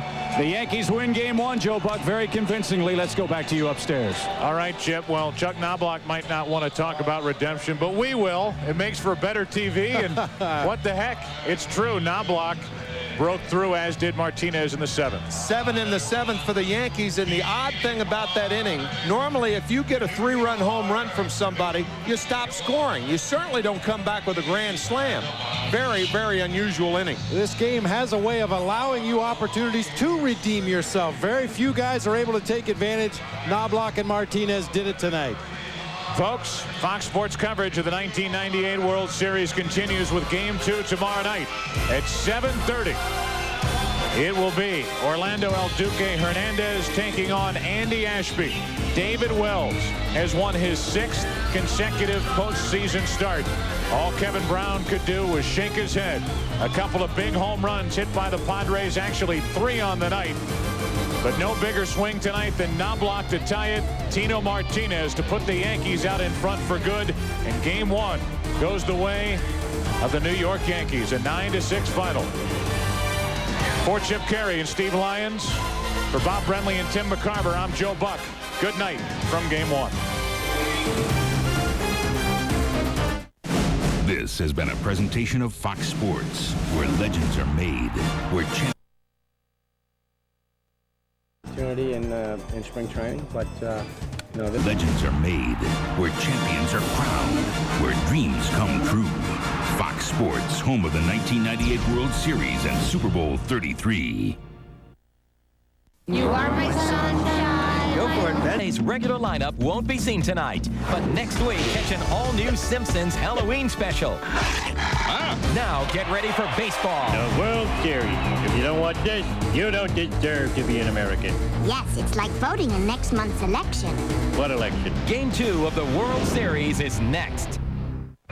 Last night, Yankee Stadium was surrounded by a perfect New York evening, but tension was rising as Game 1 was ready to bust loose. A night of redemption here in Game 1. The Padres pondered an early 2-run deficit, but Greg Vaughn reached out and delivered an opposite field declaration. Greg Vaughn goes deep into right center.